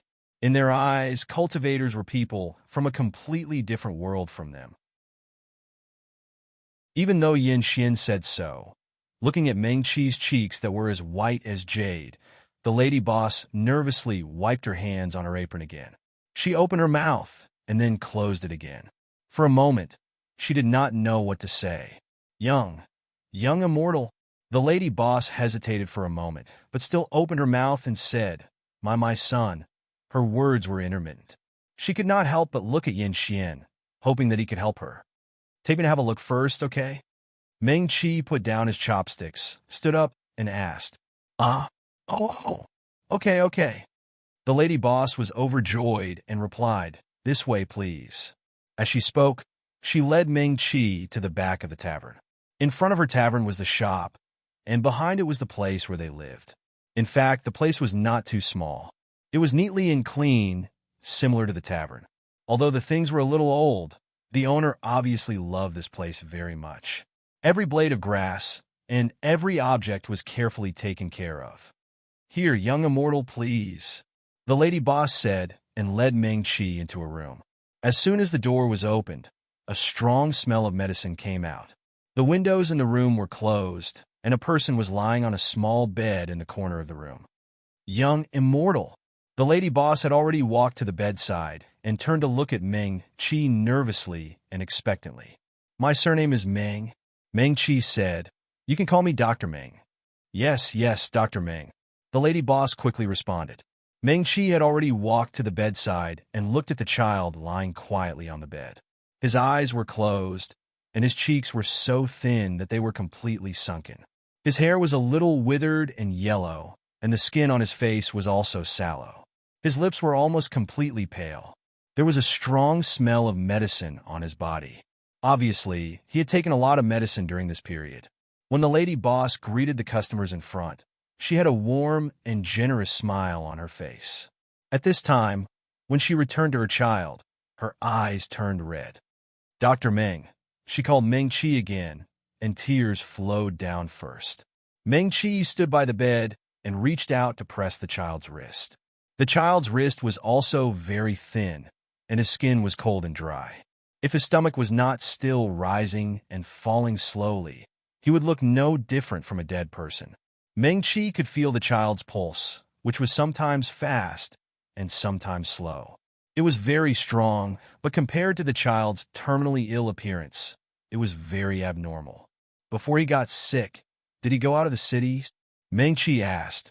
Dr. Meng, my son is only 11 years old this year. The lady boss said, although he is a little naughty, he has always been obedient. I told him not to go out of the city, so he should not have gone out. When Meng Qi heard this, he thoughtfully turned his head to look at the door. Yin Xian also followed, but he did not enter the room. He just leaned against the door and looked lazily at Meng Qi. What? He raised his eyebrows. Is it very troublesome? He did not doubt that Meng Qi could cure the lady boss's son. After all, he was a nascent soul cultivator, a realm 4 consummation medical cultivator. He should be able to cure an ordinary person's illness. At most, it would be a little troublesome. Yin Xian himself was not a medical cultivator, but Jinghua Heaven was a sect that had existed since the ancient era. As the young sect leader, he knew more. No matter if it was the body or ability of Xiuzhe, they were stronger than normal people. This also meant that their body's ability to withstand the pressure was stronger. In other words, the methods that medical Xiu could use to treat Xiuzhe might not be suitable for normal people because they might not be able to endure it. Yin Xian looked at Meng Qi. Meng Qi was also looking at him. He raised his eyebrows and did not speak. The little 10 Extremes mountain would open in 10 days. This girl seemed determined to get it, even preparing so many 6th grade talismans. She also said that she was going to come find him. Clearly, she was preparing for the little 10 Extremes mountain in this short period of time. If it would be more troublesome to save the lady boss's child, she might not be willing to act. After all, even if she was recognized by the great Dr. Lin Yin, it was just the life of a normal person. He might not care. Yin Xian looked at Meng Qi. The corner of his lips also rose slightly. His smile gradually became sarcastic. As expected, she did not want to act to save people, because the most important thing now was the 10 Extremes Mountain. He was injured by a emotion. Meng-Chi said faintly, if he really never left Jinghua Heaven City, then the city's seal formation most likely has a crack. Emotion could not come to the 3,000 fields by themselves. They could only find a crack in the barrier. Or a powerful person could find a way to open a passage. However, that would require a great price and would cause a great commotion. It was impossible for Jinghua Heaven not to detect it. Only during the war between the two fields would the powerful people do such a thing. Yan Xian's expression became more serious. Meng-Chi let go of the hand on the child's wrist. He reached out and lifted the child's upper eyelid. The whites of the eyes should be white. However, at this time, they were filled with blood vessels and looked exceptionally vicious. Meng-Chi gently turned his face. There was a faint line of blood at the corner of his eye.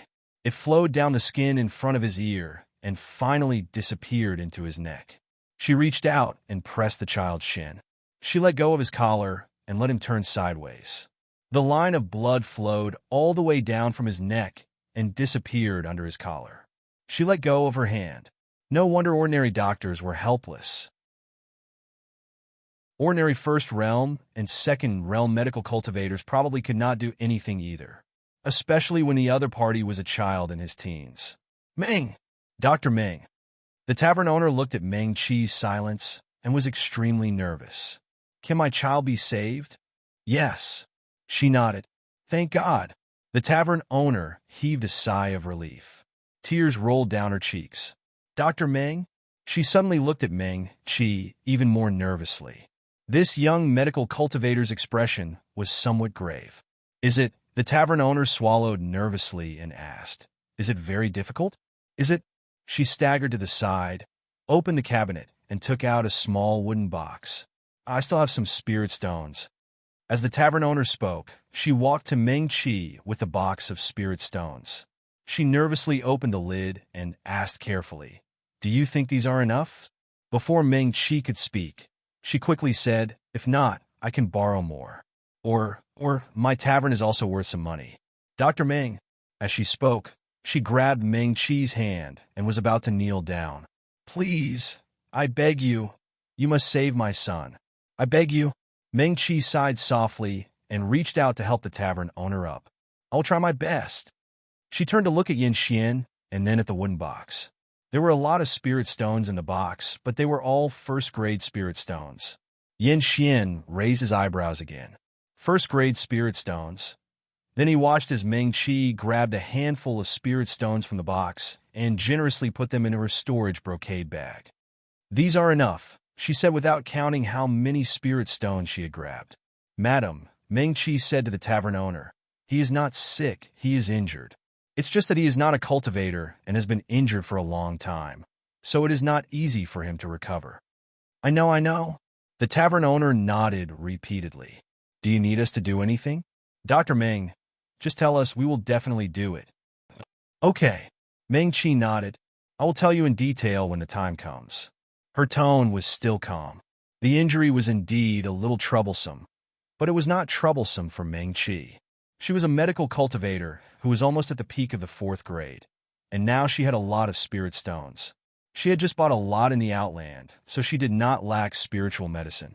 Immediately, Meng-Chi asked the child's mother to leave first and waved her hand to close the door.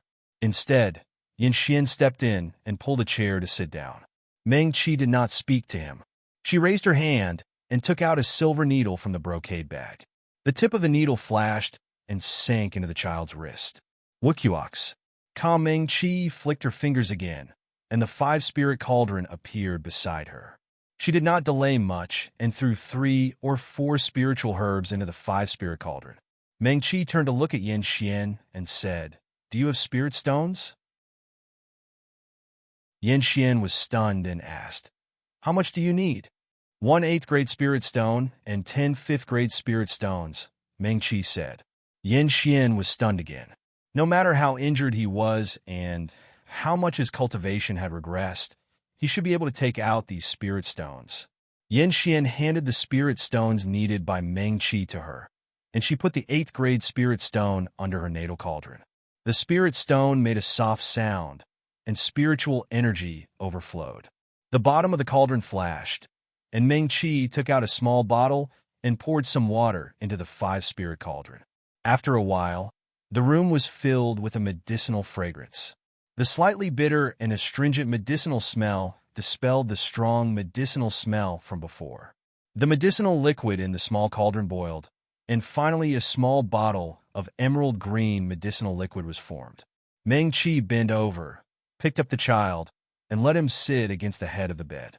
She sat down cross-legged across from the other, and formed a spell with her right hand, and gently pressed it on the child's left eye. She opened the medicine bottle with her left hand, and put the bottle in front of the child's mouth. A drop of emerald green liquid was sent into the child's mouth. Meng Qi took back the medicine bottle, closed her eyes, and did not speak. The child of the wine shop owner's family had been injured by a demonic cultivator, and he had not been directly injured. It was probably just that when the other had attacked someone else, the residual power of the spell had swept over the child. Otherwise, he would have died when he was injured. If the one injured was a Xiuzhe, then it would be much simpler. For Meng Qi, it was just an ordinary internal injury. In fact, he only needed a single pill to heal himself. But the other was not a Xiuzhe. His body was much weaker than Xiuzhe, and his meridians could not withstand too much Ling energy. Adding on that he had been injured for too long, and his body was very weak. So for Meng Qi, it was much more troublesome, and she had to spend more time. After 6 whole hours, Meng Qi finally opened her eyes. The room was still quiet. Yan Xian was still sitting on the chair near the door, as though he had not moved. It was dark outside the window. There was a fist-sized pearl on the table next to Yan Xian. The pearl was bright and lit up the entire room, but it was not too dazzling. Yan Xian used the light of the pearl to dazedly look at Meng Qi. At the start, the corners of his lips had been slightly raised with a hint of scorn. Slowly, the scorn faded. His gaze flashed, and his expression became dazed. Seeing that Meng Qi finally opened her eyes, he turned his head away in a rather awkward manner. He was afraid that the other party would see that he had been looking at her for so long. Meng Qi did not look at him at all. The child suddenly let out a soft moan. His body swayed a few times, and he opened his eyes in a daze. "Mother!" he called out vaguely, and fell towards Meng Qi. Meng Qi reached out to support him, and carefully laid him down on the bed. She flicked her sleeves, and the door opened again. The proprietress who had been waiting outside the door was originally restless, and was anxiously pacing back and forth in front of the door. When she heard the door open, she suddenly stopped and turned to look at Meng Qi. Meng Qi smiled at her and nodded slightly. Ugh! Before the proprietress could speak, tears fell down. "Xiao Lu!" she called out in a choked voice and rushed in with quick steps. The proprietress even forgot to thank Meng Qi. She rushed to the bed and knelt down. "Xiao Lu!" She reached out and gently stroked her son's hair. "Mother!" The child slowly opened his eyes again. His gaze was still blank, but he slowly opened his mouth and called out, "Xiao Lu!" The proprietress's tears fell even faster. This was the first time that her son had woken up and recognized her after he fell ill. She choked and could not say a word. After a while, she finally seemed to come back to her senses and wanted to thank Meng Qi. The pearl on the table in the room had disappeared. The oil lamp had lit up at some point, and the flickering flame was swaying, but there was no one there. There was a piece of paper under the oil lamp on the table, and a small green porcelain bottle. The paper clearly stated how to take the medicine and what to do next. The handwriting was clear, and it was left by Meng Qi. At this time, Meng Qi and Yan Xian had walked a long way side by side. The sky was already dark, and the night enveloped the entire Moon Mirror City. Tens of thousands of lights were lit in the city, and it looked so peaceful and quiet. The night wind blew Meng Qi's green robe and hair. Yan Xian glanced at her several times, but her expression was as usual, as if there was no change at all. "Do you think?" The two of them walked side by side in silence for another half of the street before Yin Xian finally spoke. I was the one who asked you to save someone, and you really cured him. So I agreed to work with you? I didn't think so, Ming Qi said. Yin Xian, although he did not speak, he obviously did not believe it. The 10 Extremes Mountain would open at any time in these 10 days. Ming Qi clearly had intentions for the 10 Extremes Mountain, and he was also preparing for it. But now, he did not hesitate to spend a full 6 hours for a child from an ordinary family. This would not do her any good. What she got from the proprietress was only a handful of first-grade spirit stones. It was probably not even worth the price of one of the spirit herbs Meng Qi used. Seeing that Meng Qi did not continue, Yin Xian was silent for a long time, and suddenly asked again, "Then why did you save him?" Meng Qi did not know how to answer this question. "If you don't want me to cooperate with you, why are you willing to save him?" Meng Qi was stunned. She looked at Yin Xian and murmured, "When I see an injured child, of course I will save him if I can," she said. After thinking, Meng Qi smiled at Yin Xian. "You don't have to feel pressured." Chapter 141. Pressure? What pressure? Yin Xian was stunned for a moment. Then he quickly reacted. What pressure could he have? You. He stared at Meng Qi. It was already late at night. The tavern was located on the outskirts of Moon Mirror City, far less prosperous than the center of the city. The two of them walked all the way from the tavern and didn't meet anyone on the way. "Are you really not going to make any conditions for me?" Yin Xian asked again. "Do you want me to?" Meng Qi asked him. Yin Xian. He felt that this conversation was a little strange, but he couldn't tell what was wrong. Yin Xian was silent for a moment and simply changed the topic. "Aren't you going to ask me something?" Meng Qi thought for a moment and asked, "Do you want me to ask you something?" Yin Xian. Where the hell did this woman come from? Why did he feel that his thoughts were completely different from hers? Not only that, she didn't seem to be curious. Shouldn't a normal person ask him why he appeared here at this time? Why was he still in the Qi refinement realm? Why didn't he return to Moon Mirror Sky, but wandered in the city and made friends with these ordinary people? Yin Xian had been known as a cultivation genius since he was young. Even in a top sect like Moon Mirror Sky, he was the most outstanding disciple. What's more, his father was the sect master of Moon Mirror Sky. Since he was young, he had been surrounded by many people who wanted to curry favor with him. When he was older, when he was 17 or 18 years old, there were always many female cultivators around him. These, whether it was those who wanted to curry favor with him or the female cultivators who were willing to surround him, they would all treat him as the center. Although Yin Xian wasn't interested in anything other than cultivation, he had long been used to being surrounded by people. Everyone put him first. Later, his expression dimmed. Later, he was seriously injured, and his cultivation returned from the insightful Void Realm to the Qi Refinement Realm within 2 years. From then on, it was difficult for him to advance. His father was still the sect master of Moon Mirror Sky, the #1 cultivator of the #1 sect in the 3,000 worlds. Those people who surrounded him from the beginning still didn't dare to do anything excessive to him. But some things were still different in the end. Yin Shunbei couldn't tell the world that his son became like this because of the 3,000 worlds. At that time, Yin Xian and a young devil cultivator from the Devil World's invasion had both suffered heavy injuries. Yin Xian was heavily injured while the other party died on the spot. On the demonic cultivator's side, the one who died was the most favored son of a demonic residence's master. The other party had threatened to avenge his son. If Yin Xian was still the Yin Xian of the past, he wouldn't be afraid of such revenge. But he was no longer. His inner core was severely damaged. Not long after he was rescued, his cultivation dropped by 2 major realms. Not only was Yin Shunbei the sect master of Mirror Moon Heaven, he was also Yin Xian's father. At that time, when the devil cultivator wanted to use the enchantment crack to sneak into the 3,000 worlds, it also happened in a remote and desolate place in the Western Realm. Otherwise, Yin Xian wouldn't have waited 3 days for reinforcements to arrive and fought to the point of exhaustion.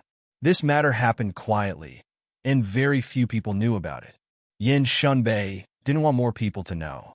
Even in Mirror Moon Heaven, only a few elders, the people who went to save him back then, knew about it.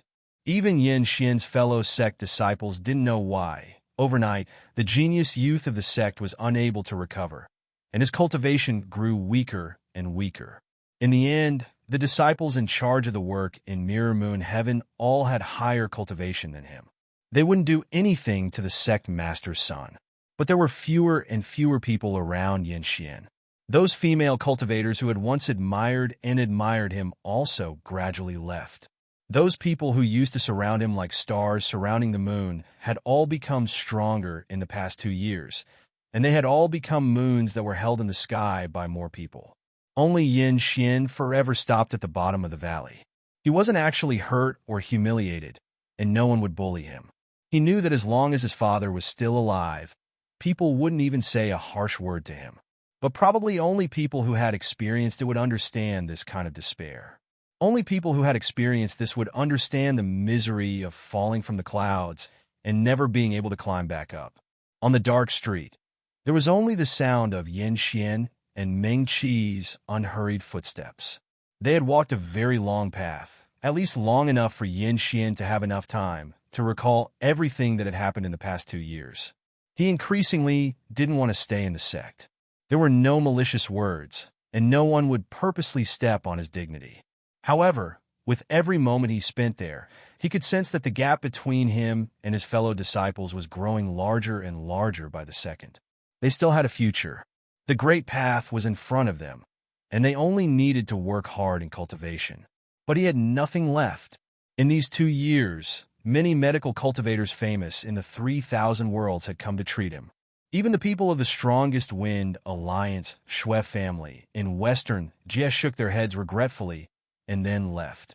He still remembered the disappointment and regret on alliance leader Shui's face when he left. Yin Xian had heard his father mention before that he might marry the daughter of the Wind Alliance leader in the future. But this matter wasn't urgent. It would depend on whether he and the other girl were willing. Of course, after that, no one mentioned this matter again. This wasn't looking down on him. Yin Xian's lips curled up slightly, but there was a bit of bitterness in his smile. Even if the other party was willing, he wouldn't be willing. Thinking of this, he glanced sideways at Meng Qi. The green-robed female medical cultivator didn't say anything and just walked quietly beside him. There was a faint medicinal fragrance on her body.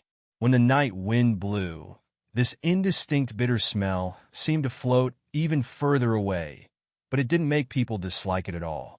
"You're not going to ask?" Yin Xian repeated his words. "You're not going to ask why I'm here? The sect I came from is called Cool Breeze Valley." Meng Qi didn't ask him, but said, "Young sect leader Yin, have you never heard of it?" Yin Xian. He had heard of it, although it was just an insignificant small medical cultivator sect in the 3,000 worlds. This sect had produced Meng Qi. In their medical cultivator assembly, not only did she pass the test, she also received the recognition of the will left in the apricot forest boundary by the ancient great physician Lin Yin. At that time, Lin Yin recognized Meng Qi as a friend in front of so many, it could be said that all the medical cultivators in the world were present. This honor had already destined her to have a bright future. Cool Breeze Valley was known by everyone in the 3,000 worlds immediately. Yin Xian's father was very concerned about this major event that happened in the medical cultivator assembly. Then Cool Breeze Valley is gone. Meng Qi spread his hands. Now I'm a loose cultivator without a sect. Yin Xian. And then? Young sect leader Yin, didn't you ask why I came here, and why I wanted to enter the 10 Extremes Mountain? Meng Qi said slowly. Everyone has different circumstances, and different things happen to them. This is everyone's Tao, and there's nothing to be curious about. Yin Xian. This seemed to be the truth, but he still felt it was a bit strange. Yin Xian was silent for a moment, and suddenly said, "Why did you save him just now?" He didn't wait for Meng Qi to answer, and quickly added, "I want to hear the truth," he said, "and you only have one chance. If you lie to me, there's no need to talk about what's going to happen next." "I already said it." Meng Qi couldn't help but smile bitterly. "An injured child is in front of me. Since I already know, I can't not save him. DDXS. Calm, you can save him after you come out of the 10 Extremes mountain, can't you? But Meng-Chi sighed softly. I might not be able to come out of the 10 Extremes mountain, and he might not be able to wait until I come out. She smiled, and her voice was still calm. Boss's child isn't a cultivator to begin with. It's already not easy for him to survive until now after being injured by Devil Chi. He might not even be able to wait until I come out of the 10 Extremes mountain. Then aren't you worried that this matter will affect your trip to the 10 Extremes mountain? Maybe if you familiarize yourself with your talismans and refine a few more pills in these few hours, your chances of success in the 10 Extremes mountain will be higher. Yin Xian said, he's just a normal person. Meng-Chi was even more confused. Weren't you the one who brought me to that tavern? Yin Xian, young sect master Yin, I don't know what you want to say. Can you just say it? Meng-Chi said, since I said I want to cooperate with you, I'm naturally sincere. You can tell me whatever you want to say. You don't have to be like this. This isn't right. Yin Xian didn't know why either. What's wrong? Meng-Chi asked. You brought me to that tavern, told the tavern's proprietress that I'm a medical cultivator, and told her to bring me to see her injured son. I cured her son. And now you're saying this isn't right? She was completely dumbfounded. You shouldn't have saved him now. Yin Xian said. Then when should I have saved him? Meng-Chi frowned. She looked at Yin Xian's expression and was stunned for a moment. She roughly understood what Yin Xian meant. Meng-Chi smiled and said to Yin Xian, young sect master Yin, as I said just now, since there's an injured child in front of me, I will definitely save him if I can. She paused. You should understand, don't you? Meng-Chi could guess what Yin Xian was feeling awkward about. She actually understood it too. Although the situation was a little different, Yin Xian was injured in order to protect the tracheocosm and had fallen into such a situation. This matter couldn't be told to everyone in the world. Most people would only know that the genius young sect master of Mirror Moon Heaven had suddenly become mediocre. He was no longer just an ordinary person, but the worst one. There would be all kinds of guesses. Meng-Chi understood this kind of feeling a little. She clearly didn't do anything wrong, but in the end, she ended up in a bad situation and was not understood by others. She had experienced a lot in the past. Young sect master Yin. Meng-Chi stopped and tilted her head slightly to look at Yin Xian. So let's work together. She said, we will leave the 10 Extremes mountain together, and then everything will be better. Just you and me? Yin Xian also stopped and looked at Meng-Chi. Of course not. Meng-Chi shook her head. I still have a few friends. Before she finished speaking, she was interrupted by Yin Xian. That's the 10 Extremes mountain. If your friends are there, they might just stab you in the back and take your life. Meng-Chi didn't say anything and just looked at Yin Xian with her beautiful eyes. Young sect master Yin. She suddenly reached out and grabbed Yin Xian's wrist. Her fingers were slightly cold and pressed on Yin Xian's wrist. However, the other party seemed to be scalded and suddenly pulled his hand back. Meng-Chi didn't force it and said, your Niden is damaged. According to what I know, in the next 30 years, including the Yao and Mo realms, there are no more than 3 people who can save you. She paused and then added, and 2 of them, you have to wait until they reach Mahayana before they can use their supreme power to reconstruct your Niden. Yin Xian stared at Meng-Chi for a moment and then turned his head. He said hoarsely, I know. Xue Chuan had said this before. Of the 3, one is the current Yao Lord of the Yao world, and the other is the master of the great Mo residence in the Mo world. The 2 of them are the only Xiuzha who have hopes of reaching Mahayana in 30 years. However, it is hard to say if they are willing to save you, Meng-Chi said. I know, Yin Xian said. Even if they really reach Mahayana, why would they reconstruct a little Xiuzha's Niden? Wasn't that crazy? The 3rd person is me, Meng-Chi said and pointed at herself. I don't even need to reach Mahayana. As long as I can come out of the 10 Extremes mountain and reach the spirit severing stage, I can give it a try. You? Yin Xian looked at Meng-Chi in disbelief. He wanted to say that she was crazy. Before he was injured, he was already a Dongshu Xiuzha. Even if Meng-Chi reached the spirit severing stage, there was still a big gap between them. Moreover, if she could do it, Why couldn't other medical shoujo do it? The Shui family of the Wind Alliance wouldn't lose to. Huh? No. The Shui family of the Wind Alliance might really lose to her. After all, this girl inherited the legacy of the great Dr. Lin Yin. If you wait for another 100 or 200 years, maybe more Mahayana shoujo will appear. But young sect Master Yin, you can't wait. You can only trust me now. Meng Qi said again. How about it? Do you want to take a gamble? Gamble? Yes. Meng Qi nodded. The worst result is that we lose everything, and then we die in the 10 Extremes mountain together. Why does it sound a bit like dying for love? Yin Xian couldn't help but laugh. If it's better, it'll be the same as it is now. Meng Qi also laughed. She looked into Yin Xian's eyes. If you win the gamble, everything will be different. Yin Xian didn't say anything. He just looked into Meng Qi's eyes. How about it? Meng Qi asked again. Do you want to take a gamble? Why do you have to go to the 10 Extremes mountain? Yin Xian asked. This was also a question he had always wanted to ask. You can take it slow. You're destined to have a bright future. Why do you have to go to the 10 Extremes mountain? The opportunities in the 10 Extremes mountain were great, but Yin Xian felt that there was no need for a medical shoujo like Meng Qi to go. Because... Meng Qi smiled. I also have something I want to do. It's the same as you. Even if I have to bet my life, I have to do it. Yin Xian was in a daze.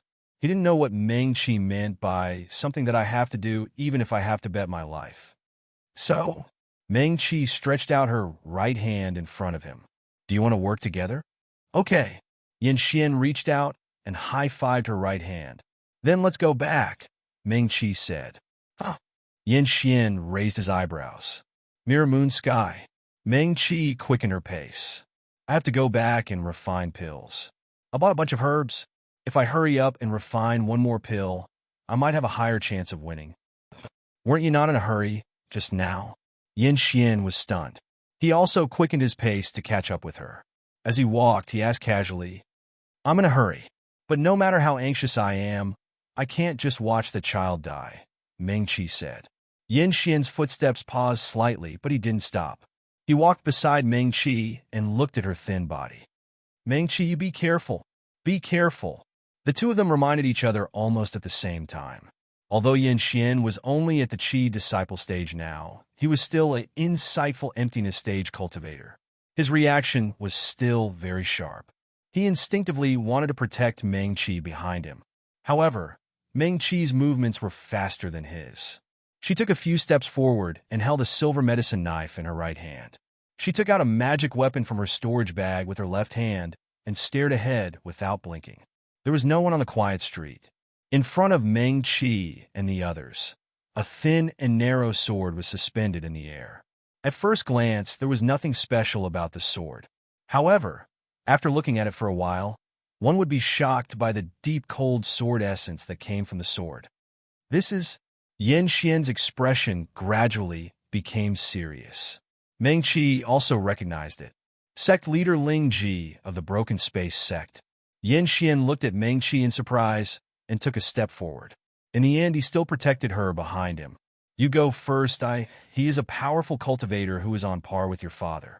Meng Qi said, if he wants to stop us, none of us can escape. The owner of the long sword seemed to have heard their words. The tip of the sword trembled slightly, as if acknowledging her words. In the next moment, Meng Qi only saw a blur in front of her, and Ling Ji appeared beside the sword. Young friend Meng, we meet again. Ling Ji raised his hand and put away his natal-long sword, which was so thin that it was almost transparent. Even so, Ling Ji himself was like the sharpest sword. He did not need to be unsheathed to look down on the world. Sect leader Meng Qi and Yin Xian bowed to Ling Ji. Oh? Ling Ji looked at her with a faint smile. Yin Xian is here too. He looked Yin Xian up and down. His gaze was sharp like a knife. It was not the first time they met, but Yin Xian felt that Ling Ji's gaze on him was unprecedentedly picky. Is your injury better? As expected, Ling Ji quickly asked. The first thing he asked was what Yin Xian did not want to mention. Thank you for your concern, Sect Leader Ling, Yin Xian said politely. Ling Ji's actions were faster than his question. Meng Qi felt that he only blinked, and Ling Ji was already beside Yin Xian. He put his hand on his wrist and then returned to his original position. He came and went like a ghost. Yin Xian was not prepared for it at all. Even if he was fully alert before he was injured, he probably would not have been able to dodge it. Little friend Meng? Ling Ji looked at Meng Qi. I have something to say to you. Come with me, he said, and turned to walk away. Meng Qi and Yin Xian looked at each other and nodded slightly. They quickly followed Ling Ji. It was already late at night, and the night was getting darker. The sky was filled with stars. It was quiet in Mirror Moon Sky City. Ling Ji didn't walk very fast. Meng Qi followed behind him quietly, about an arm's length away from him. Meng Qi followed behind him unhurriedly. The two quickly turned a corner and stopped in an open space. Ling Ji waved his hand. A thin layer of mist spread out from his palm and enveloped the two of them, isolating them from everything around them. With his cultivation, unless an expert like Yin Shunbei came in person, no one would be able to know what they were talking about or doing here. Ling Ji turned to look at Meng Qi. He saw that her face was very calm. He had seen her calmness before. During the day in Mirror Moon Sky, facing him and Yin Shunbei, she was also like this. She did not panic at all. He did not know who she took after. Ling Ji pondered silently. What is your natal magic treasure? He stared at Meng Qi for a moment and suddenly spoke. But as soon as he spoke, it was a very difficult question to answer. Meng Qi. Don't all medical cultivators like cauldrons and needles? Ling Ji waved his hand. Let me see. Meng Qi. Sect Master Ling. She was very confused.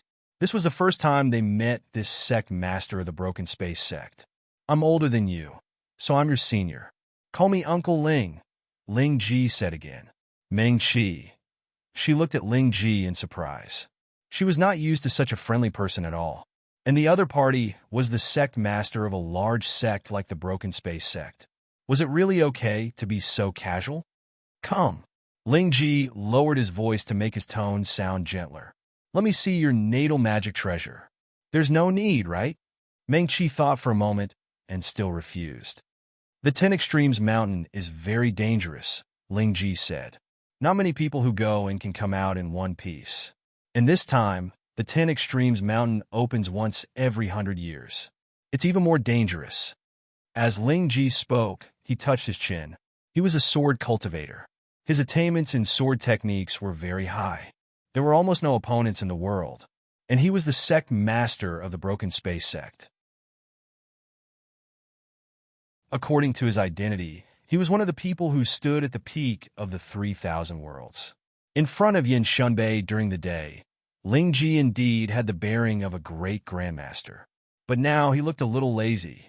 After touching his chin, he put his hands in front of him back into his sleeves. He just stood there casually and looked at Meng Qi. He looked at the silver medicine knife in Meng Qi's hand that he had not put away. You use a knife? Oh! Meng Qi looked down at his weapon and nodded. Let me see, Ling Ji said again. How's your knife technique? Meng Qi. I'm a medical cultivator. She felt more and more confused. She also knew that her knife technique was definitely not good enough in the eyes of a sword expert like Ling Ji. It's okay, Ling Ji said. I won't laugh at you. Meng Qi. She looked at Ling Ji. Although she could not feel any malice or hostility from him, the scene in front of her was really too strange. Don't worry, Ling Ji wanted to continue. Do you know why I want to snatch the sect master of the Broken Space sect? Meng Qi shook her head. Because this way, I can choose the disciples who will enter the 10 Extremes Mountain this year. As Ling Ji spoke, he touched his chin again and said to Meng Qi, Qiao Ran, who you saw today, will be one of them. Is that so? Meng Qi did not know what to say. This conversation was getting weirder and weirder. Qiao Ran's talent in sword techniques is not bad, but he's still young. He can't make up for his weakness in time. Come, let me tell you, you only need to, Sect Master Ling. Meng Qi did not know whether to laugh or cry. Is this really okay? She felt more and more confused. What was the Broken Space sect trying to do? Could it be that they were just like Ji Wujiong, looking for her so that she could enter the Broken Space sect? Meng-Chi felt that this idea was a bit funny. Forget about Ji Wujiong. They had fought side by side before, so there was some bond between them. This Ling Ji probably did not know how bad her talent in cultivation was. Although she had learned the silver moon sword diagram that Xue Qingxian taught her, she had also practiced it. However, every time Ji Wujiong saw her practicing it, his face was full of disdain. He did not even plan to hide it. Oh! Ling Ji nodded and said, "That's true. I should explain it clearly." He paused. Suddenly, with a flick of his finger, his natal sword appeared beside Meng-Chi's hand. Meng-Chi looked at the sword in confusion. She looked up at Ling Ji even more confusedly. "Come." Ling Ji flicked his finger, and a sword appeared beside his hand. "Use this and learn a set of sword techniques from me," he said. "Don't worry. You will understand once you practice it with me." "Really?" Ling Ji looked at Meng-Chi. She could not hide the eagerness in her eyes. "Your talent is definitely not in medical skills," he said seriously. "You should be an outstanding sword cultivator who will amaze the world." Ling Ji said, "Trust me."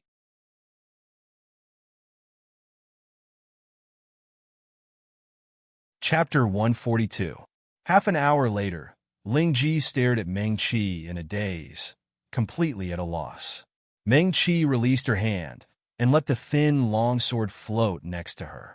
Her expression was calm and composed. At the very least, she would not be affected by something like this. Everyone's talent was different, and she was not a sword shio. "How is it?" Meng-Chi tilted her head slightly. She could still joke with Ling Ji.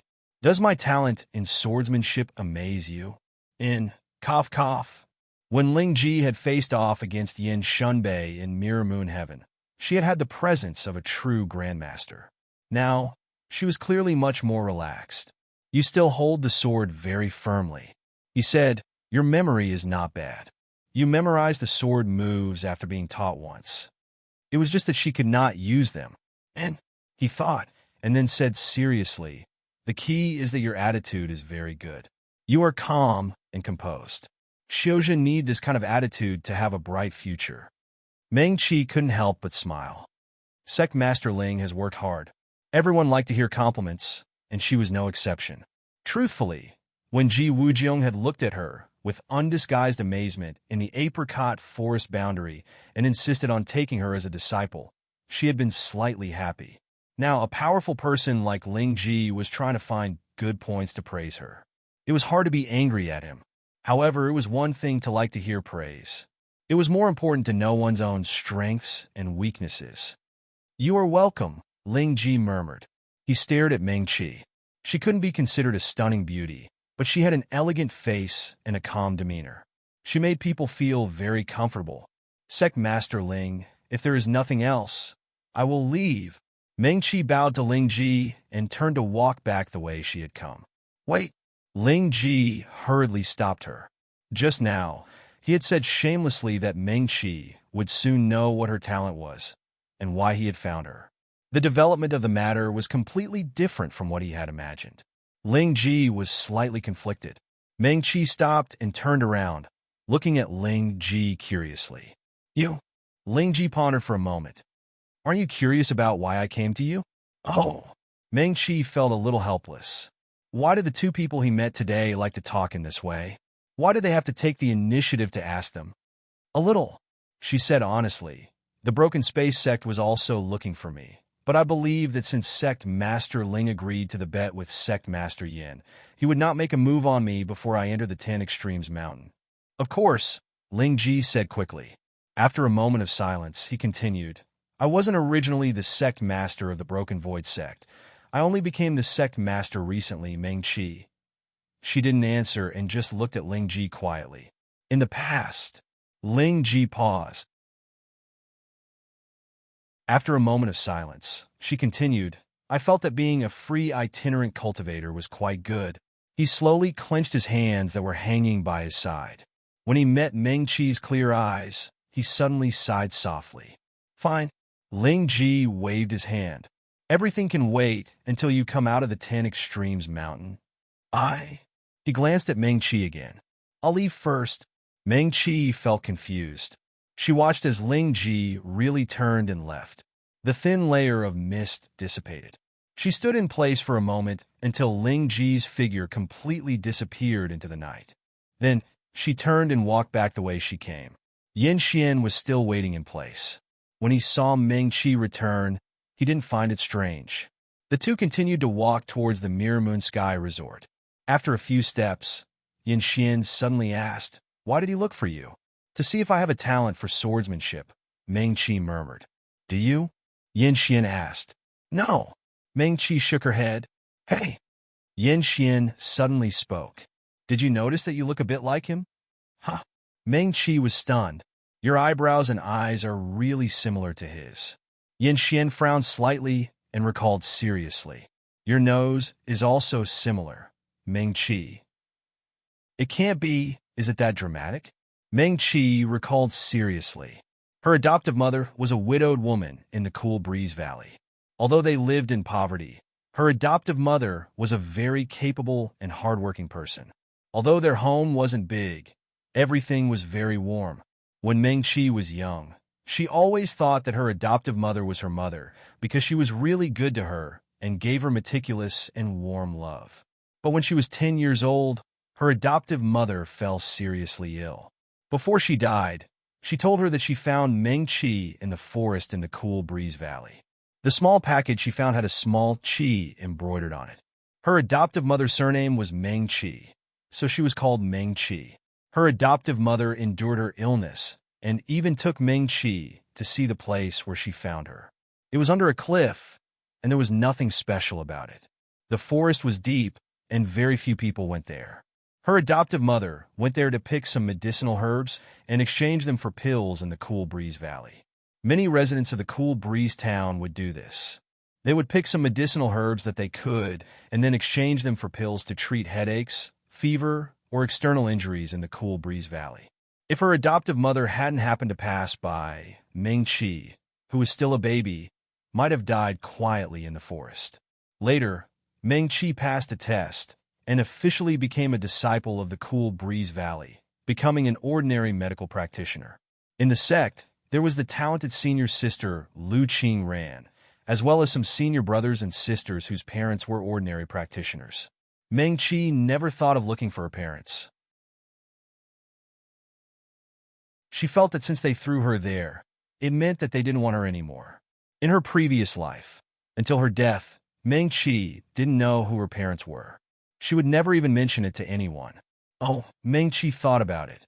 It wasn't like she had never mentioned it to anyone. She once told Yin Qingyan. At that time, they had been traveling together for a long time. Sometimes, Meng Qi would cook a few dishes at night, and Yin Qingyan would also drink a few cups. Meng Qi couldn't remember clearly. She was never a good drinker. Once, she drank a few cups with Yin Qingyan. Her head was groggy, and she seemed to have become more talkative. Then, she mentioned her biological parents, whom she had never met. Meng Qi couldn't remember what they said after that. She collected her drifting thoughts and quickly calmed down. It couldn't be that dramatic, right? Meng Qi thought it was a little funny, but if that was the case, Ling Ji's strange attitude probably made sense. "What are you thinking about?" She didn't speak for a long time, and Yin Xian couldn't help but ask. "Nothing." Meng Qi was very calm. "I don't think so." She shrugged and smiled slyly. "My cultivation talent is very poor, and my swordsmanship talent is even more." Meng Qi thought about it, and could only describe it. "It's too horrible to look at," she said. "I shocked sect leader Ling just now. He was so scared that he turned around and left." Yin Xian. "What we should think about now is the Shijua Mountain," Meng Qi said again. "Don't let these irrelevant things distract us." Yin Xian. Was this an insignificant matter? If Meng Qi was really Ling Ji's daughter, then she was the daughter of the sect leader of the Broken Void sect. She was the eldest daughter of one of the strongest sword cultivation sects in the world. Her life would be completely different from then on. Yin Xian thought about it and said, "Do you know what kind of person Ling Ji is?" He didn't wait for Meng Qi to answer and said directly, "Even in the West world, he is a legend." Yin Xian quickly recalled and said, "Let's put it this way. Almost all the sword cultivators of the younger generation in the Four Realms grew up listening to the legends of Ling Ji. He is a sword cultivator who is more talented and more powerful than anyone in the world.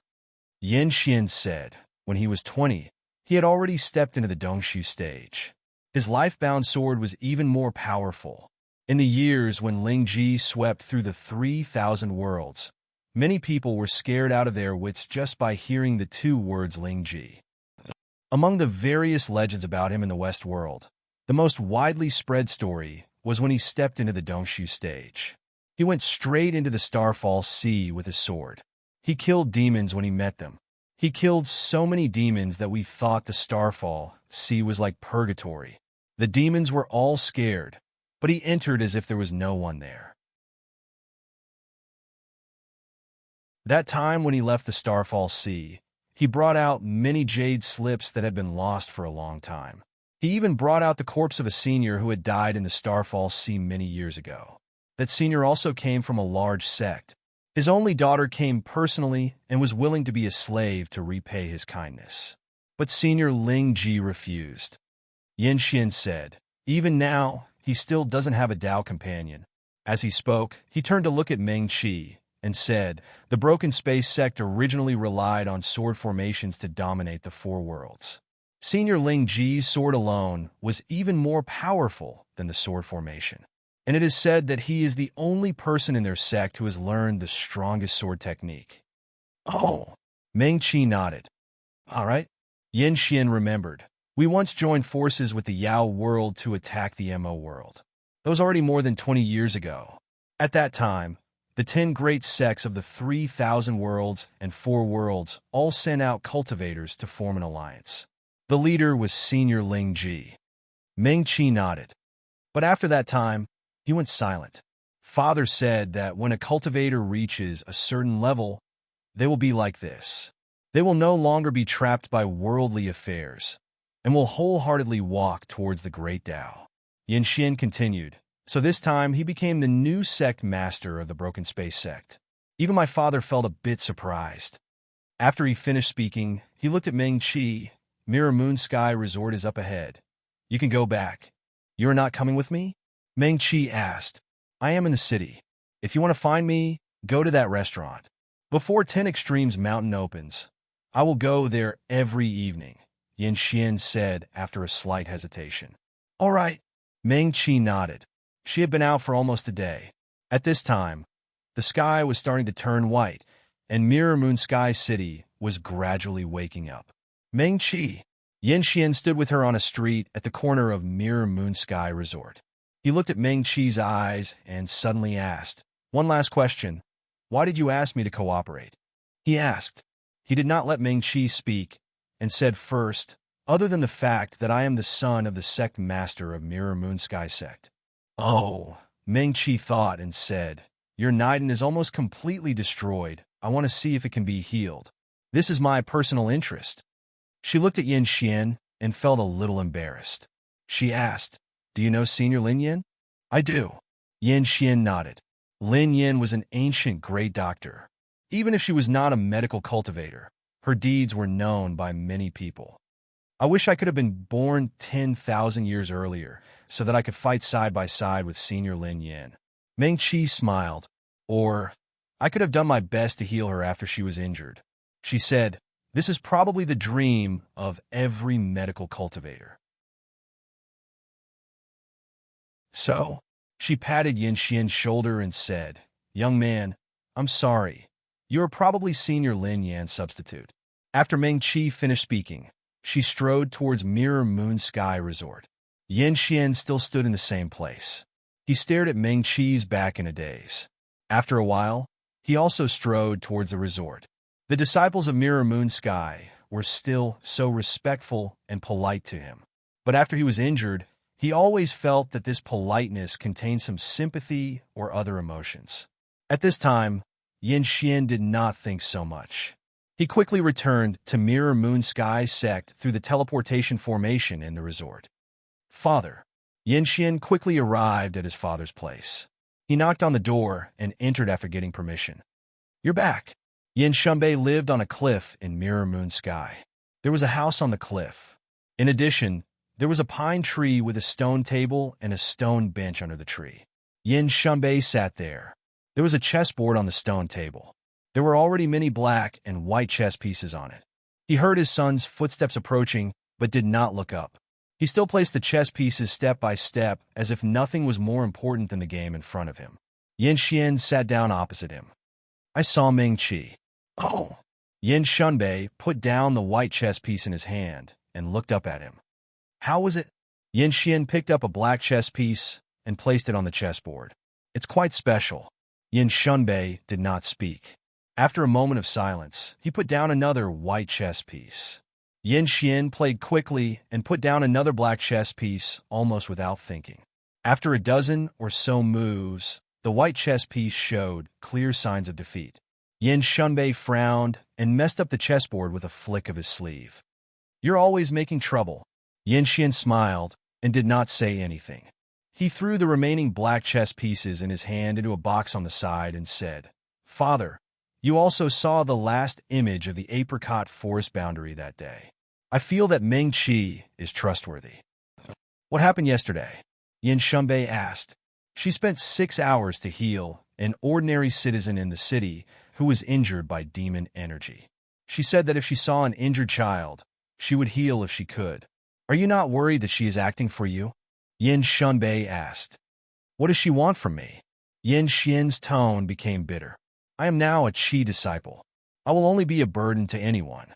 He quickly became spirited and said, after entering 10 Extremes Mountain, we will not know anything that happens. She has no need to spend the effort to lie to me now. 10 Extremes Mountain is in Mirror Moon Heaven. Yin Shunbei said slowly, although everyone says that no one knows what will happen in 10 Extremes Mountain, we also do not know. But 10 Extremes Mountain is in Mirror Moon Heaven. He looked at his son. After so many years, there are many disciples of Mirror Moon Heaven who can enter 10 Extremes Mountain and come out alive. Father. Yin Xian looked at his father and saw the worry in his eyes. I know all this, but I am willing to believe her. We could try to believe her once. All right. Yin Shunbei stood up. He slowly walked to the edge of the cliff and looked into the distance. In these 2 years, you were not willing to come back. I know you still blame me. Yin Shunbei stood with his hands behind his back and sighed lightly. If we could have arrived a day earlier, your injuries would not have, Father. Yin Xian interrupted him. Let's not mention the past. He stood up. Even if I had to do it again, I would still make the same choice. Father is the same, no? Yin Xian said, if I were father, I would probably make the same choice as you. I always remember what Father said. Cultivating the great Tao. The path is long and difficult, but if you have a clear conscience, then your Tao heart will be firm enough. Your son has always remembered and has always done this. After Yin Xian finished speaking, he bowed towards Yin Shunbei, who had his back facing him, and left with large strides. Yin Shunbei did not turn around. He still stood with his hands behind his back at the edge of the cliff. The mountain wind blew his long robe. The skin on his face was originally very smooth, but now it seemed to have many wrinkles blown out by the mountain wind. Hearing his son's footsteps gradually fade away, Yin Shunbei sighed again. What are you doing? Until Ling Ji's voice sounded behind him. Yin Shunbei turned to look at the uninvited sect master of Broken Space Sect and said expressionlessly, What are you doing here? The one who just left was Yin Xian, right? Ling Ji looked back. Is this child still at odds with you? Yin Shunbei did not speak. That's true. Ling Ji smiled. If I was in deep danger, my father, for the sect, for the 3,000 worlds, let me hold on for 3 days and 3 nights by myself. In the end, my inner core was destroyed, and I turned from an insightful emptiness realm cultivator to what I am now. I wouldn't feel good either. Yin Shunbei. You. He took a deep breath and made his tone sound calmer. You know what kind of situation it was at that time?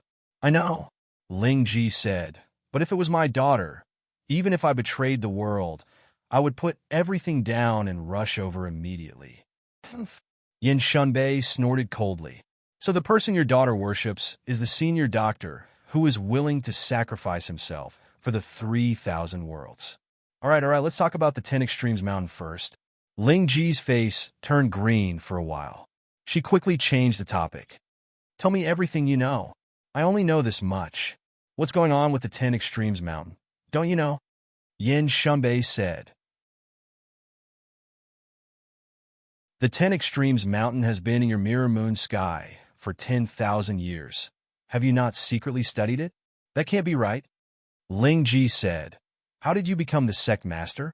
If this was my broken space sect, I would have studied every single blade of grass. This is a branch of the ancient 10 Extremes Mountain, Yin Shunbei said. So, other than contributing a Qi disciple stage sun, your mirror moon sky has nothing else? Ling Ji was so angry that she wanted to laugh. Yin Shunbei, sigh. Ling Ji suddenly sighed. To be honest, Yin Xian is not bad. I think Chi-Chi and him get along quite well. This was the first time he called out Chi-Chi, and it was in front of his old friend and rival. In that instant, he felt comfortable all over. You know, right? Wind Alliance's Xue family also wants Chi-Chi to marry into their family. Ling Ji continued. Xue family Xue Qingxian and Chi-Chi can be said to be like-minded, barely worthy of Chi-Chi. I think that kid at Cloud Peak is the same, chasing Chi-Chi from south to north, from east to west. Cloud Peak dual cultivator, that kid's talent is not bad. Ling Ji continued. Is there any use in saying this now? Yin Shunbei stared at him. What else? Ling Ji snorted. Are you not worried about your son at all? Yin Shunbei closed his eyes, then closed them again. The Demon Realm's Demon Lord token has reappeared. He said slowly, I know. Ling Ji's expression froze, and she became serious. The Demon Lord token appears once every 100 years, and every time, it is when the 10 Extremes Mountain opens. It is said that there are 3 branches of the ancient 10 Extremes Mountain. 3,000 worlds, the Demon Realm, and the Demon Realm each occupy one. So, Ling Ji frowned. You suspect that these 310 Extremes Mountains are connected? I don't know if they are connected, but no one has ever said how the Demon Lord position is fought for. So, Yin Shunbei said, it is not impossible. Ling Ji's expression also became extremely solemn. And if the Demon Realm also has a branch of the 10 Extremes Mountain, it should be the strongest one. Yin Shunbei continued, Realm 8 demon cultivators can also enter, and even Realm 9 is possible. What about the Demon Realm? Ling Ji's gaze finally became sharp. The Demon Realm should be the weakest. There is no need to worry. We have always been on good terms with the Demon Realm. Ling Ji suddenly paused. The Heavenly Demon White Tiger clan had ruled the Demon Realm for 10,000 years. They were very friendly to the 3,000 worlds. However, the fight for the Demon Lord position always ended with the death of several extremely powerful Heavenly Demon Royal clan members. Even if they could not see it, they could imagine the tragedy. If that was the case, the danger of the 10 Extremes Mountain this time might be, we can't let Ming-Chi go. Ling Ji suddenly turned around. She asked to enter the 10 Extremes Mountain herself, Yin Shunbei said. But Ling Ji frowned. And she will definitely go this time, Yin Shunbei said indifferently. The black-robed youth who came with her is from the Ji family. He must have already told young friend Ming about this. He looked at Ling Ji and suddenly smiled. You were counting back and forth proudly just now, but you seem to have missed 2 people. One is this Ji Wujiong that I mentioned. Young friend Ming has the Ji family's patriarch token on her. He should be the one who gave it to her. You should know what this means. There is another one, Yin Shunbei sighed. I'm afraid this time, she will participate in the Demon Lord battle. Her background is a little scary. This time, it was Ling Ji's turn. What? In the room, Ming-Chi jumped up. Are you serious? She looked at Ji Wujiong in disbelief and muttered, You mean, yes. Ji Wujiong nodded and said in a serious tone, I have asked my family's elders to investigate these few days. The minor 10 Extremes Mountain in Mirror Moon Heaven should be connected to the Demon Realm. The Demon Lord token has reappeared in the Demon Realm, and the battlefield for the fight is probably also in the 10 Extremes Mountain. He sighed. The danger of the 10 Extremes Mountain this time is probably beyond our imagination. Why don't you not go this time? We will think of another way. You're tuning in to the Romance Rendezvous YouTube channel. We're so grateful for your support, and don't forget to subscribe to join us on this incredible journey through captivating stories. Your generosity through donations truly makes a world of difference, as it's the primary source of revenue that allows me to expand and enhance this channel for you. Thank you from the bottom of my heart for being a part of this adventure.